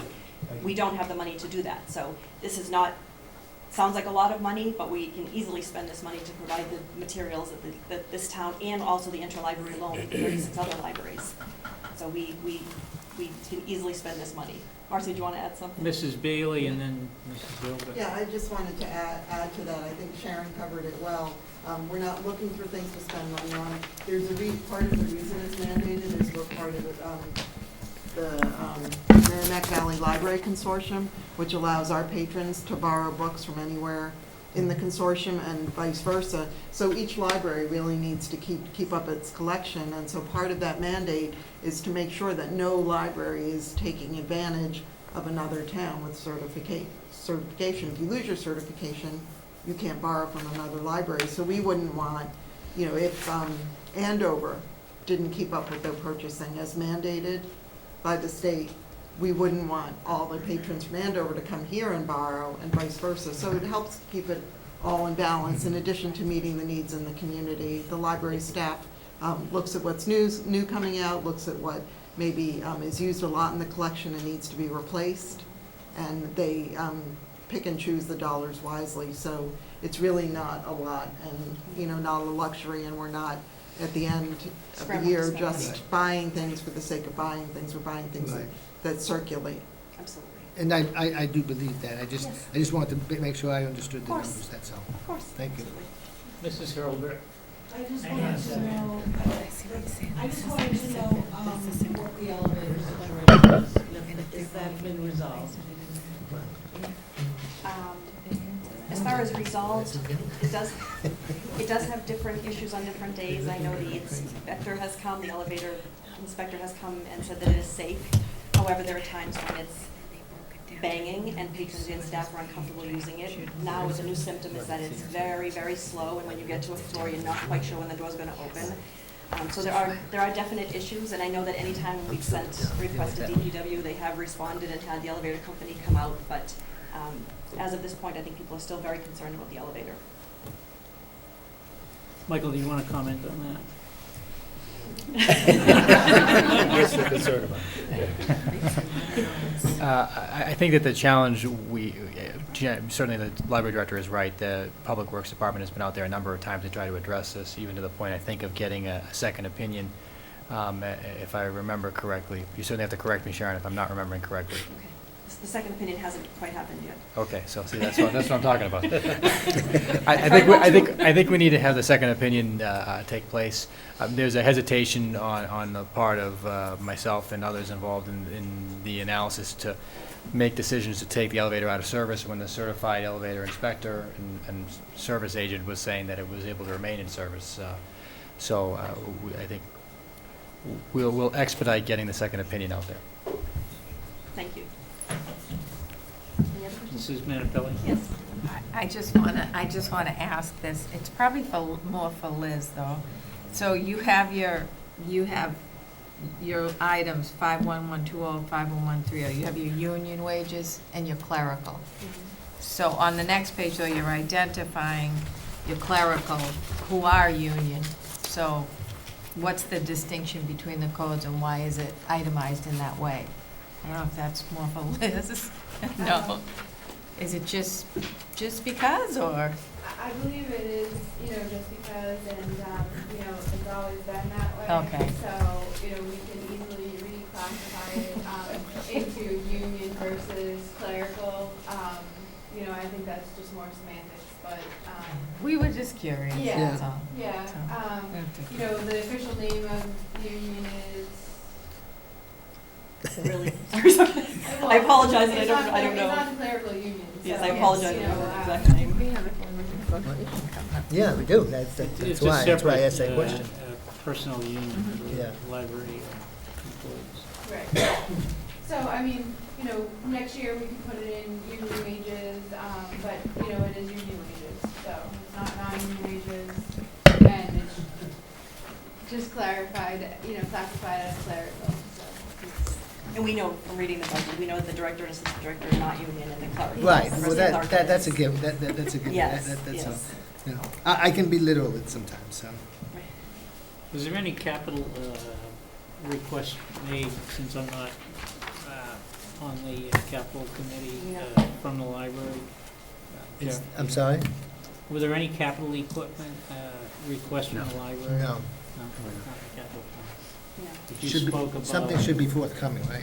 a new printer, is that in place already? I'm thinking the Yeah, elevator. that's actually coming on Wednesday. It's a print management system, and we're going to be leasing the equipment, and the revenue that is brought in will pay for that lease. Yes, we're not purchasing anything. Mr. Briscoe? Just an administrative question. So from slide number 281 in our budget book to 282, you have a 2.3% increase, and another one says 2.8% increase.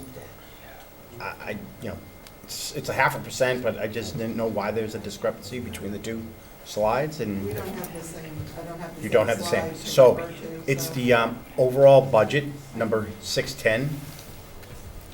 The summary versus the breakdown. Correct, right. Yeah. So you have the small budget up front, which is only 5 line items, and then when you go to the next breakdown, that includes all the departments broken out a little more. There's just a discrepancy between the percentage of increase. No. Not on yours, but on mine. No, that's under only, the 2.3% increase is under total charges and expenses. That's only one category. I see.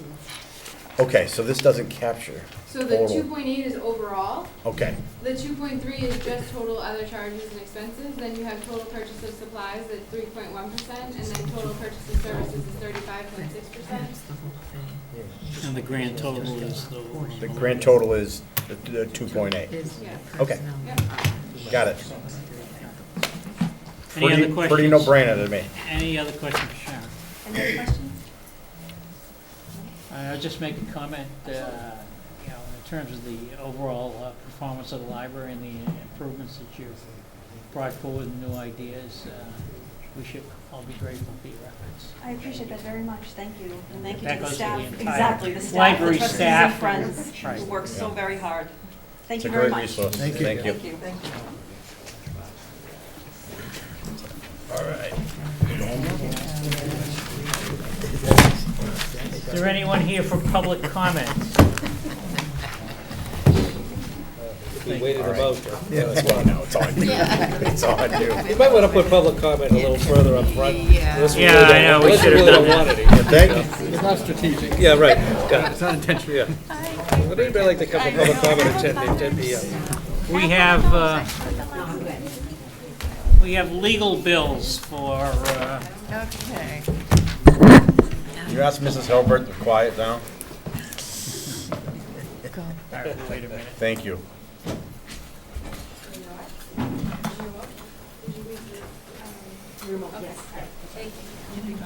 What? Can you go? Yeah, you can go. I'm just Good. Go. I'm just trying to find the page. I got it. Okay. Mr. Chairman. Madam Mr. Chairman, I move to approve legal bills for January 2016 in the amount of $10,903.60 as follows. Copeland and Page PC General, $69.43.60. Copeland and Page PC Labor, $39.60 for a total of $10,903.60. Second. Second by Mr. O'Leary. Discussion? I had a question. Yes, Mr. As you go Prisco. through the detail of it, I'm not saying we have to talk about it now here in open session, but I would like to get whatever, you seem to have spent a significant amount of time having our legal counsel look at the Stop and Shop special permit. So whatever details you have of that, I would be interested in seeing it because of, from an economic development standpoint. Sure. You don't have to share it now, but, you know. Yeah, and I'd have to check to see if a written opinion has been issued with regard to it, but whatever we can find out, I'll provide. I appreciate it. Thanks. Any other questions? So you're willing to approve it and save for discussion later on, or do you want us to hold off? You just asked for some I'm just asking information for on, information. Oh, no, on the motion. All in favor? Aye. Aye. Opposed? Unanimous. And we have minutes. Mr. Chairman, I move to approve the February 22nd, 2016 regular session minutes as written. Second? On the motion. Any questions? All in favor? Aye. Opposed? Unanimous. We also have executive session for the 22nd. Mr. Chairman, I move to approve the February 22nd, 2016 executive session minutes as written. Second? Second by Mr. O'Leary. Do we have any questions, discussion? Hearing none, all in favor? Aye. Aye. Opposed? I'm sorry. I'm sorry. It just said that, oh, now the machine locked up here. It says Mr. Yule was absent, but I think he, you know, it was clear he was, what is that? Okay, never mind. I just want to make sure, he was abstained, not absent, okay. No, I just want to make sure I read it right. I misread it. Now Good. I have to look back. I don't know what it says now. On the motion, all in favor? Aye. Opposed? Unanimous. We also have a budget meeting of February 27th. Ms. Menapelli? Mr. Chairman, I move to approve the February 27th budget workshop minutes as written. Second? Second by Mr. O'Leary. Any discussion? Hearing none, all in favor? Aye. Opposed? Unanimous. We also have, we have a regular session of the 29th. I'm sorry, I know you already ended that, but I'm gonna strike the fact that we were absent because we did arrive. So that's my only change to those minutes, if that's okay. The budget workshop? Oh, as amended. Yeah, well, we're in there voting, so we had to have shown up, so that's kind of obvious, but. So- Josh says you were Is that okay? absent too, and the one that, but, you know. I'll So let I've it asked go. for a motion, and you're making the motion as amended. Yes. Yeah, okay. the last minute's the same thing, but Yeah. we'll just let it go. Okay, Mr. Yu just abstained. the He didn't absent, he motion- wasn't absent. As yes. yeah. admitted, Mrs. Menapelli, do I hear a second? Second. Second by Mr. O'Leary. Any discussion beyond what we just said? All in favor? Well, it was covered over, and as I looked at it, I realized. All in I favor? didn't say that. Aye. Opposed? Unanimous. We also have executive session for the 29th. Mr. Chairman, I move to approve the February 29th executive session minutes as written. Second? Second by Mr. O'Leary. Any discussion? Hearing none. All in favor? Excuse me, Bob, I don't believe I participated in that. That was for the health. You were probably, It says that. It says it on there? Okay, Yeah. great. So I'm not gonna vote. Yeah. That's what I was gonna get. So I'll all in abstain. favor? Aye. I abstain. Opposed? Abstained? Aye. Mr. O'Leary, Mr. Yule. Go. Okay. Seasonal license renewal, sign the ABCC seasonal estimate. Do we have one more minutes? We have one more minutes, I think. What did I miss? February 29th, regular session. Yeah, we did that. I thought we did that. Okay, but if we didn't, go ahead and do it again. We'll do it again. We didn't. Oh, do it. We didn't. So Okay. I move to approve the February 29th, 2016 regular session minutes as written. I'll second that. Second by Mr. O'Leary. Why am I thinking we already Oh, did maybe this? it's for a second. No. That's all right, we'll vote on it. Okay. All in favor? Aye. Opposed? Unanimous. Now we definitely So, did. so it's confirmed. I know we didn't do it yet. Reaffirm. Seasonal, Reconfirmed. seasonal license, sign the ABCC seasonal estimate. Sir. It's just part of the standard procedure here that we have to file with the ABC. Okay, Mr. Chairman, I move to renew the transient vendor license for the sale of flowers, Christmas trees, etc. at 226 Main Street for Robert Connors, 58 Wyman Street, Woburn, Mass., to expire December 31st, 2016, subject to all regulatory department requirements. Second. This is the seasonal licenses Yeah. for selling flowers. Right, for Right. Easter, right? Right. But doesn't he normally come before us? Sometimes he does, sometimes he It's, doesn't. you know what it is on the agenda, it's Yeah. meld together. Right. Okay, on that, any discussion? Hearing none, all in favor? Aye. Opposed, unanimous. Okay, now, there should be a motion to sign the ABCC seasonal estimate, Mr. Chairman. which was a subcategory of item Sorry. 11. I move to sign the ABCC 2016 seasonal estimate form. Second. Second by Mr. O'Leary. Any discussion? Hearing none, all in favor? Aye. Opposed, unanimous. Town administrators report.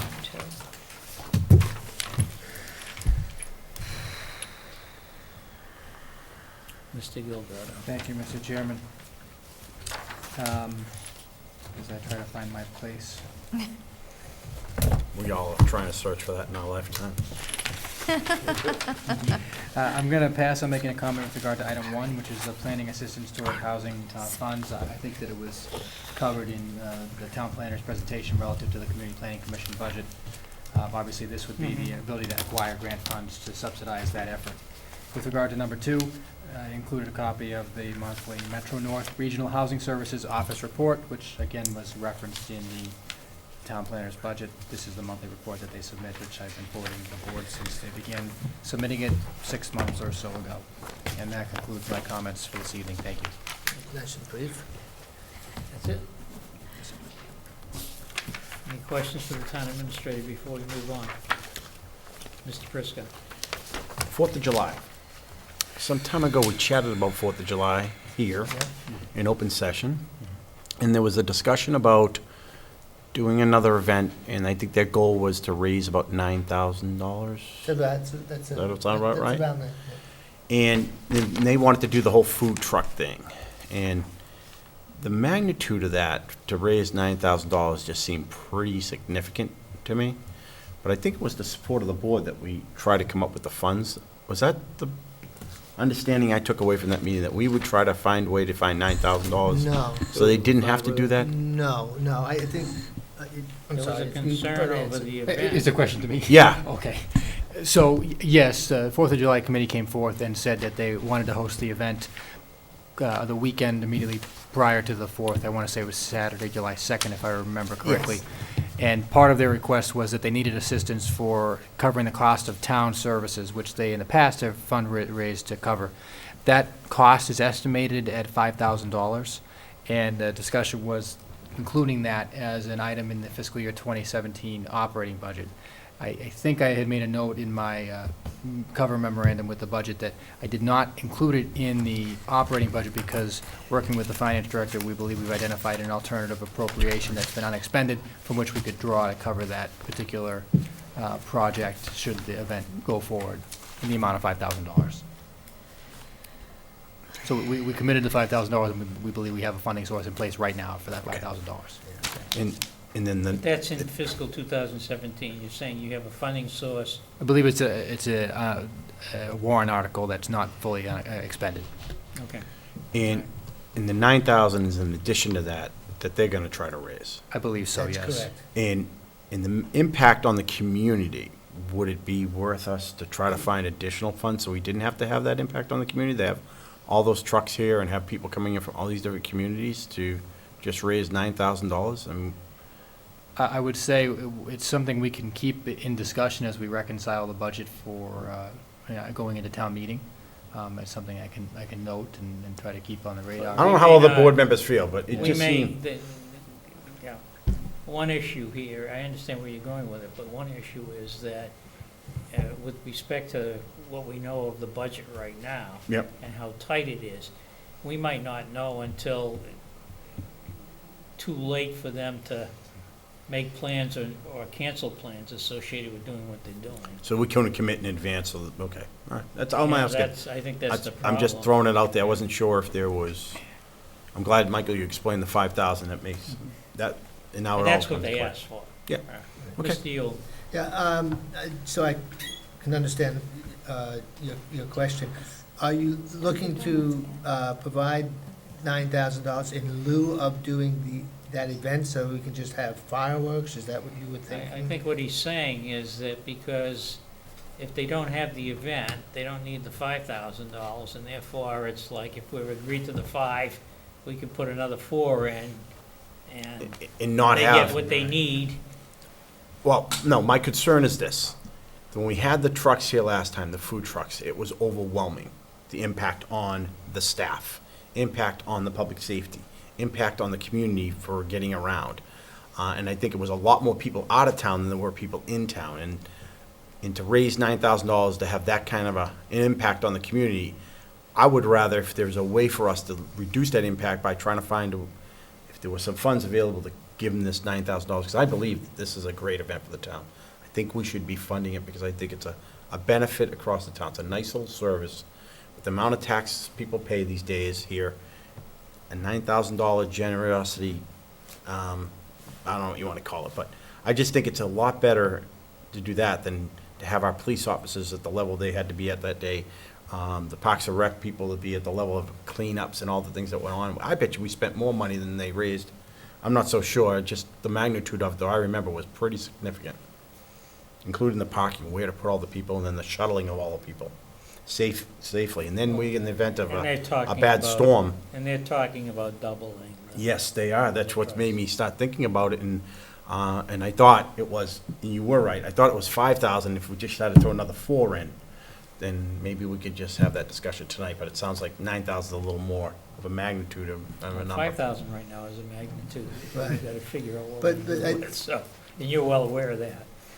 Yep, okay. Mr. Yule. Yeah, I think part of her plan, and part of the committee's plan, is to maintain a continuous source of revenue every year without impacting our budget.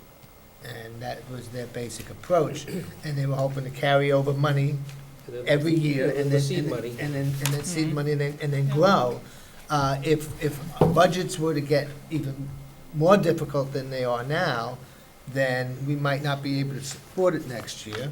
And if we don't, then they don't have the seed money that they're looking to have. They'd be starting from behind the 8 ball again versus being ahead of it. Is that- Well, and I'm in favor of trying to find a way to integrate it into our budget from here into the future, because I think it's a worthy event for the community.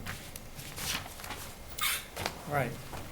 And now, get off that I'll soapbox. meet with them. I go to the meeting, so I can, I didn't vote for it. what's this? Bob, I think this is yours. Come Biddlers? Can I ask, they lost their Let's fill off first. I think Mrs. Manupelli would like to say something. Fast question. The thing that came up at the last meeting with the bark and roll, did that decision get issued yet? The latest that I heard, albeit secondhand today, was that it had not yet been issued. But that was secondhand information, so I'll follow up with the Board of Appeals, the acting recording secretary of the Board of Appeals as to the status.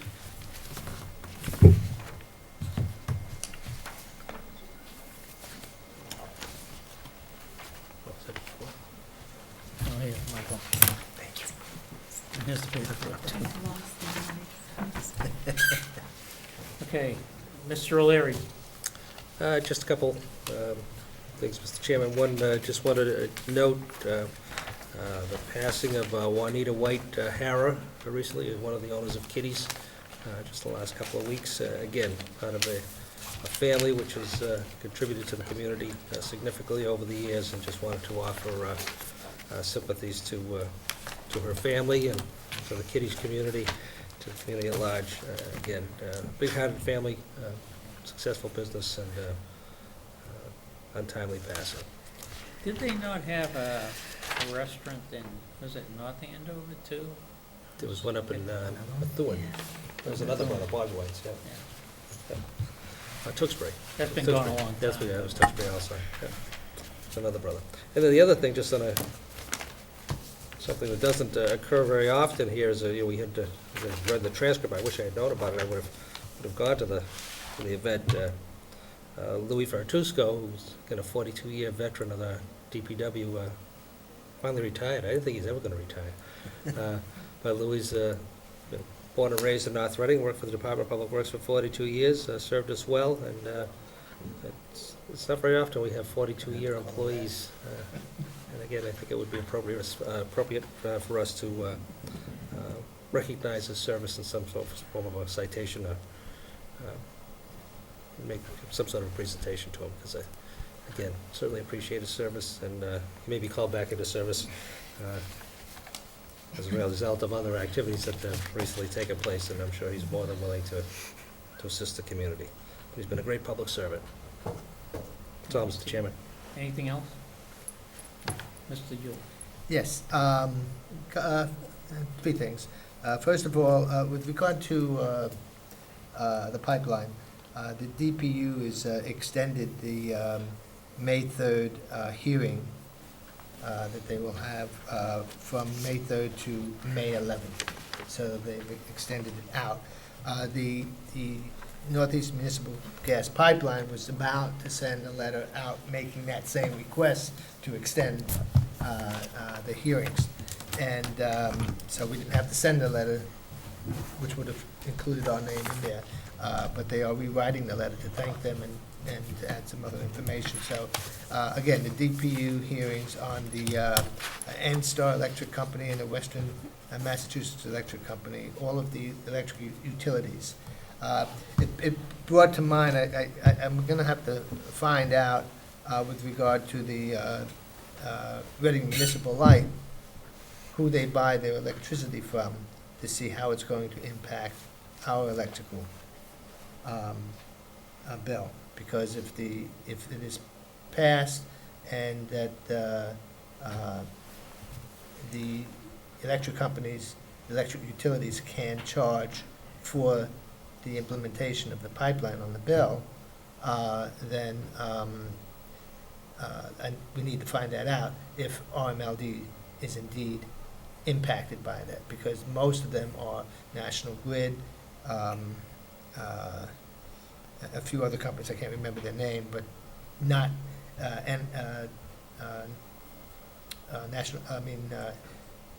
Reading Municipal Light hasn't been part of the conversation. Yeah, well, I mean, and that would go for other companies that don't produce their own electricity, but buy it from various suppliers like Right. Reading Light.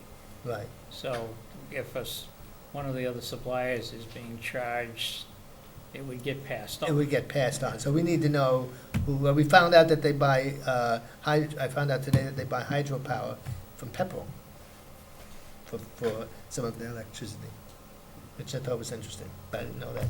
Mhm. So I'll find that out, because I think it's just something that's interesting to know, and I think it's important to know how we may be affected less on the bill than others, okay? The other thing is, I went to the MMA breakfast last Friday. It was held in Wilmington, and it was attended by Senator Tarr and State Rep Brad Jones, and some other surrounding towns. One of the things, we talked about ALS and the increase of calls that they've been having. And was brought out at this meeting here, and I'm familiar with it because my 100-year-old aunt, who's since passed away, was living in assisted living, and the calls that are being generated by assisted living facilities has been increasing, and one of the towns said that they've had 300 calls to the assisted living facility for the, bless you, for the ALS services. So, and that was having an impact on them. obviously. And the insurance companies and the policy of an assisted living is, if someone is falling, you let them fall. And you don't pick them up. You call fire department or ALS or the town services. And they come in, and all they do is come in and pick the person up and put them in the chair, and they leave. Well, then we don't get paid, it's. Okay, and well, that's the other question, though. I don't know if we, if we're getting paid for it, but I think that's something, the question did We come. get paid for transport. Yeah, we don't bill for services other than transport. Okay, so if that's happening at the facility on North Street, I forget the name of it, and that's what we're being called in for, if that's the increase of our services, I mean, that would be having an impact on us. Assisted living is different than nursing homes. Yeah. This And is it's here nursing- in our I understand that, but we only talked about the assisted living, but I would assume in the nursing home, if someone falls, that they have the same policy, I don't know. I No. don't think so. I don't know. No, I know Okay. firsthand. It The was- stitches The of blue. chief, I think Michael grilled him on a couple of things associated with mutual Bad aid. term. Right. That was never brought up. Yeah, so, I mean, I thought it was pretty interesting anyway. And also, in discussions with Bruce Tarr, and it was also brought up at the conversation was the pipeline. And we're going to try to arrange to have, this is my way of reminding you tonight, we're going to try to arrange another meeting with Seth Moulton.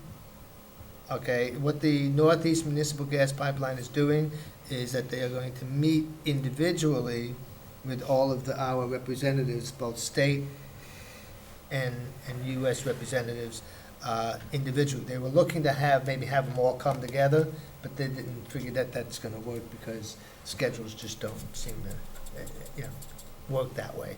So we're going to look to arrange another meeting with Seth Moulton to discuss the pipeline. We'll have a list of questions for them, and then we'll give them beforehand so that they can do some research work and be able to answer some of the questions that would be presented by the Northeast Municipal Gas Pipeline Coalition. And the last thing is that I'm wearing my Early Act Club button. See, I think I'm an honorary member. I was there the other day, and the kids are learning about government, and it's been in the paper a couple times, and they even sat in this office a few weeks ago. And so when I saw that, I said, I have to go find out, how this thing works, and it is her program for the Early Act, and by the way, it doesn't only start in elementary school, but it goes beyond all the way into college. There are different clubs, and I gathered it's sponsored by the Rotary, because she kept mentioning the Rotary, and I never got a chance to ask her, because kids do take control of the meeting.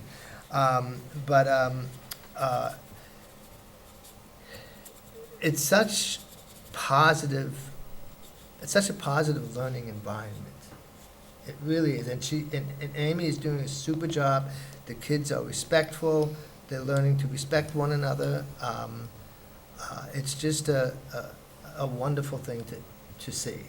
Okay, it's not kids running around all over the place. They're learning something, and I just can't emphasize enough how great of a program that really is, or part of her program, anyway. So I'm an honorary member. Catherine? Thank you. No, good night. I have a Michael? couple of questions for Jeff, but I can do those offline. Michael? Go Hornets, I guess. The girls and boys basketball team made it to the. Yeah, what have they been eating? Drinking? To winter season. the North Sectional semifinals, which I believe the boys' game is tomorrow evening, 7 o'clock at Burlington High. It was at Woburn High and got moved to Burlington High, and it's at 7. There are some emails floating around that it's 8. No, it is at 7, and that's been confirmed. I'm not sure on the girls, but I wish them both luck, and I hope the community comes out and supports them, since Bedford is so close to Burlington. I'm sure there's going to be a large Bedford contingency there, so we should get out and try to get to support them. And that's all I have. That's all you have. That's it. And I don't have really anything to say, except that I know Mr. Gilberto had a pretty busy weekend and has some challenges yet. And I want to thank you for all your efforts in making sure this, the issues that are before us are resolved in an appropriate way. Mr. Chairman, if I might. I have, I was just gonna say, you know what, we forgot to talk about last week, and we might want to acknowledge is the police department's efforts and Amy's on that. refresh my memory. The police department. In plain sight.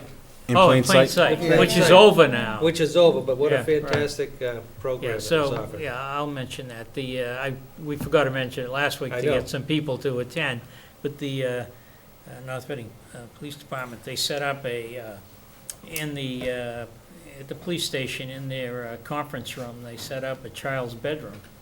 They had bed, dresser, various things you would find in a child's bedroom, and they ran this program all week, morning 7:30 to 8:30 or 9. Yeah. And then 3:30 to 5, I think, in the afternoon, or 3:30 to 4:30, Thereabouts. somewhere in that time frame, where parents could go in, and they had officers there that would walk you through and give you some idea of what to look for. If your child was involved with drugs or smoking cigarettes. And what was amazing about it was, you walk in there, and if you're totally not knowledgeable and you don't know what you're looking for, it looked like just a normal kid's messy bedroom, right? And, the things that are available that you can even buy in town, Coke cans that you can unscrew the lid, and they feel and weight like a bottle of Coke, but they're a container. Hiding drugs in a pencil shop, an electric pencil shop. E-cigarettes that are made to look like pencils in a pencil box, or a pen, ballpoint pens and things like that. So I think it's a valuable service, and I don't know what the overall result was in terms of the people that stopped in. But I certainly learned a lot, and I took away to pass on to my kids who are raising, anywhere from 10-year-olds to teenagers today. 3 mimeograph sheets of languages and the kinds of things, the way kids communicate today, that are totally foreign to me, that may be to the younger generation. So, I think that It was great. it was a great idea and a great service, and hopefully Yeah. they'll do it again. in It was the an future. eye-opener, I gotta tell you. I was shocked. Seeing a Pringles can, looked like a Pringles can to me. Yeah, the scary part Certainly is how wasn't a Pringles can. readily available these things are for In the kids mall. to go in and buy, in the mall, In the or even mall. the local convenience store. I know. And it's strictly designed to hide their activities, from parents and adults, so it's, So it was the eye-opening. one question I had, Michael, was we have negotiations scheduled for tomorrow with the fire department, That's correct.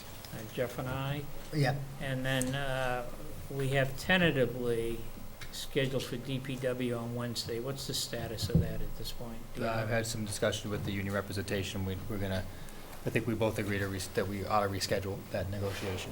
Okay. So that's going to be rescheduled? That's correct. Okay, I just don't have a want to know timeline. if it's safe to make a couple other commitments for me, yeah. Yes. Okay. Okay, with that, I'll entertain a motion to adjourn. Move So to adjourn. Second. We all seconded. All in favor? We all se- aye. We did- we all Everyone did it. seconded, yeah.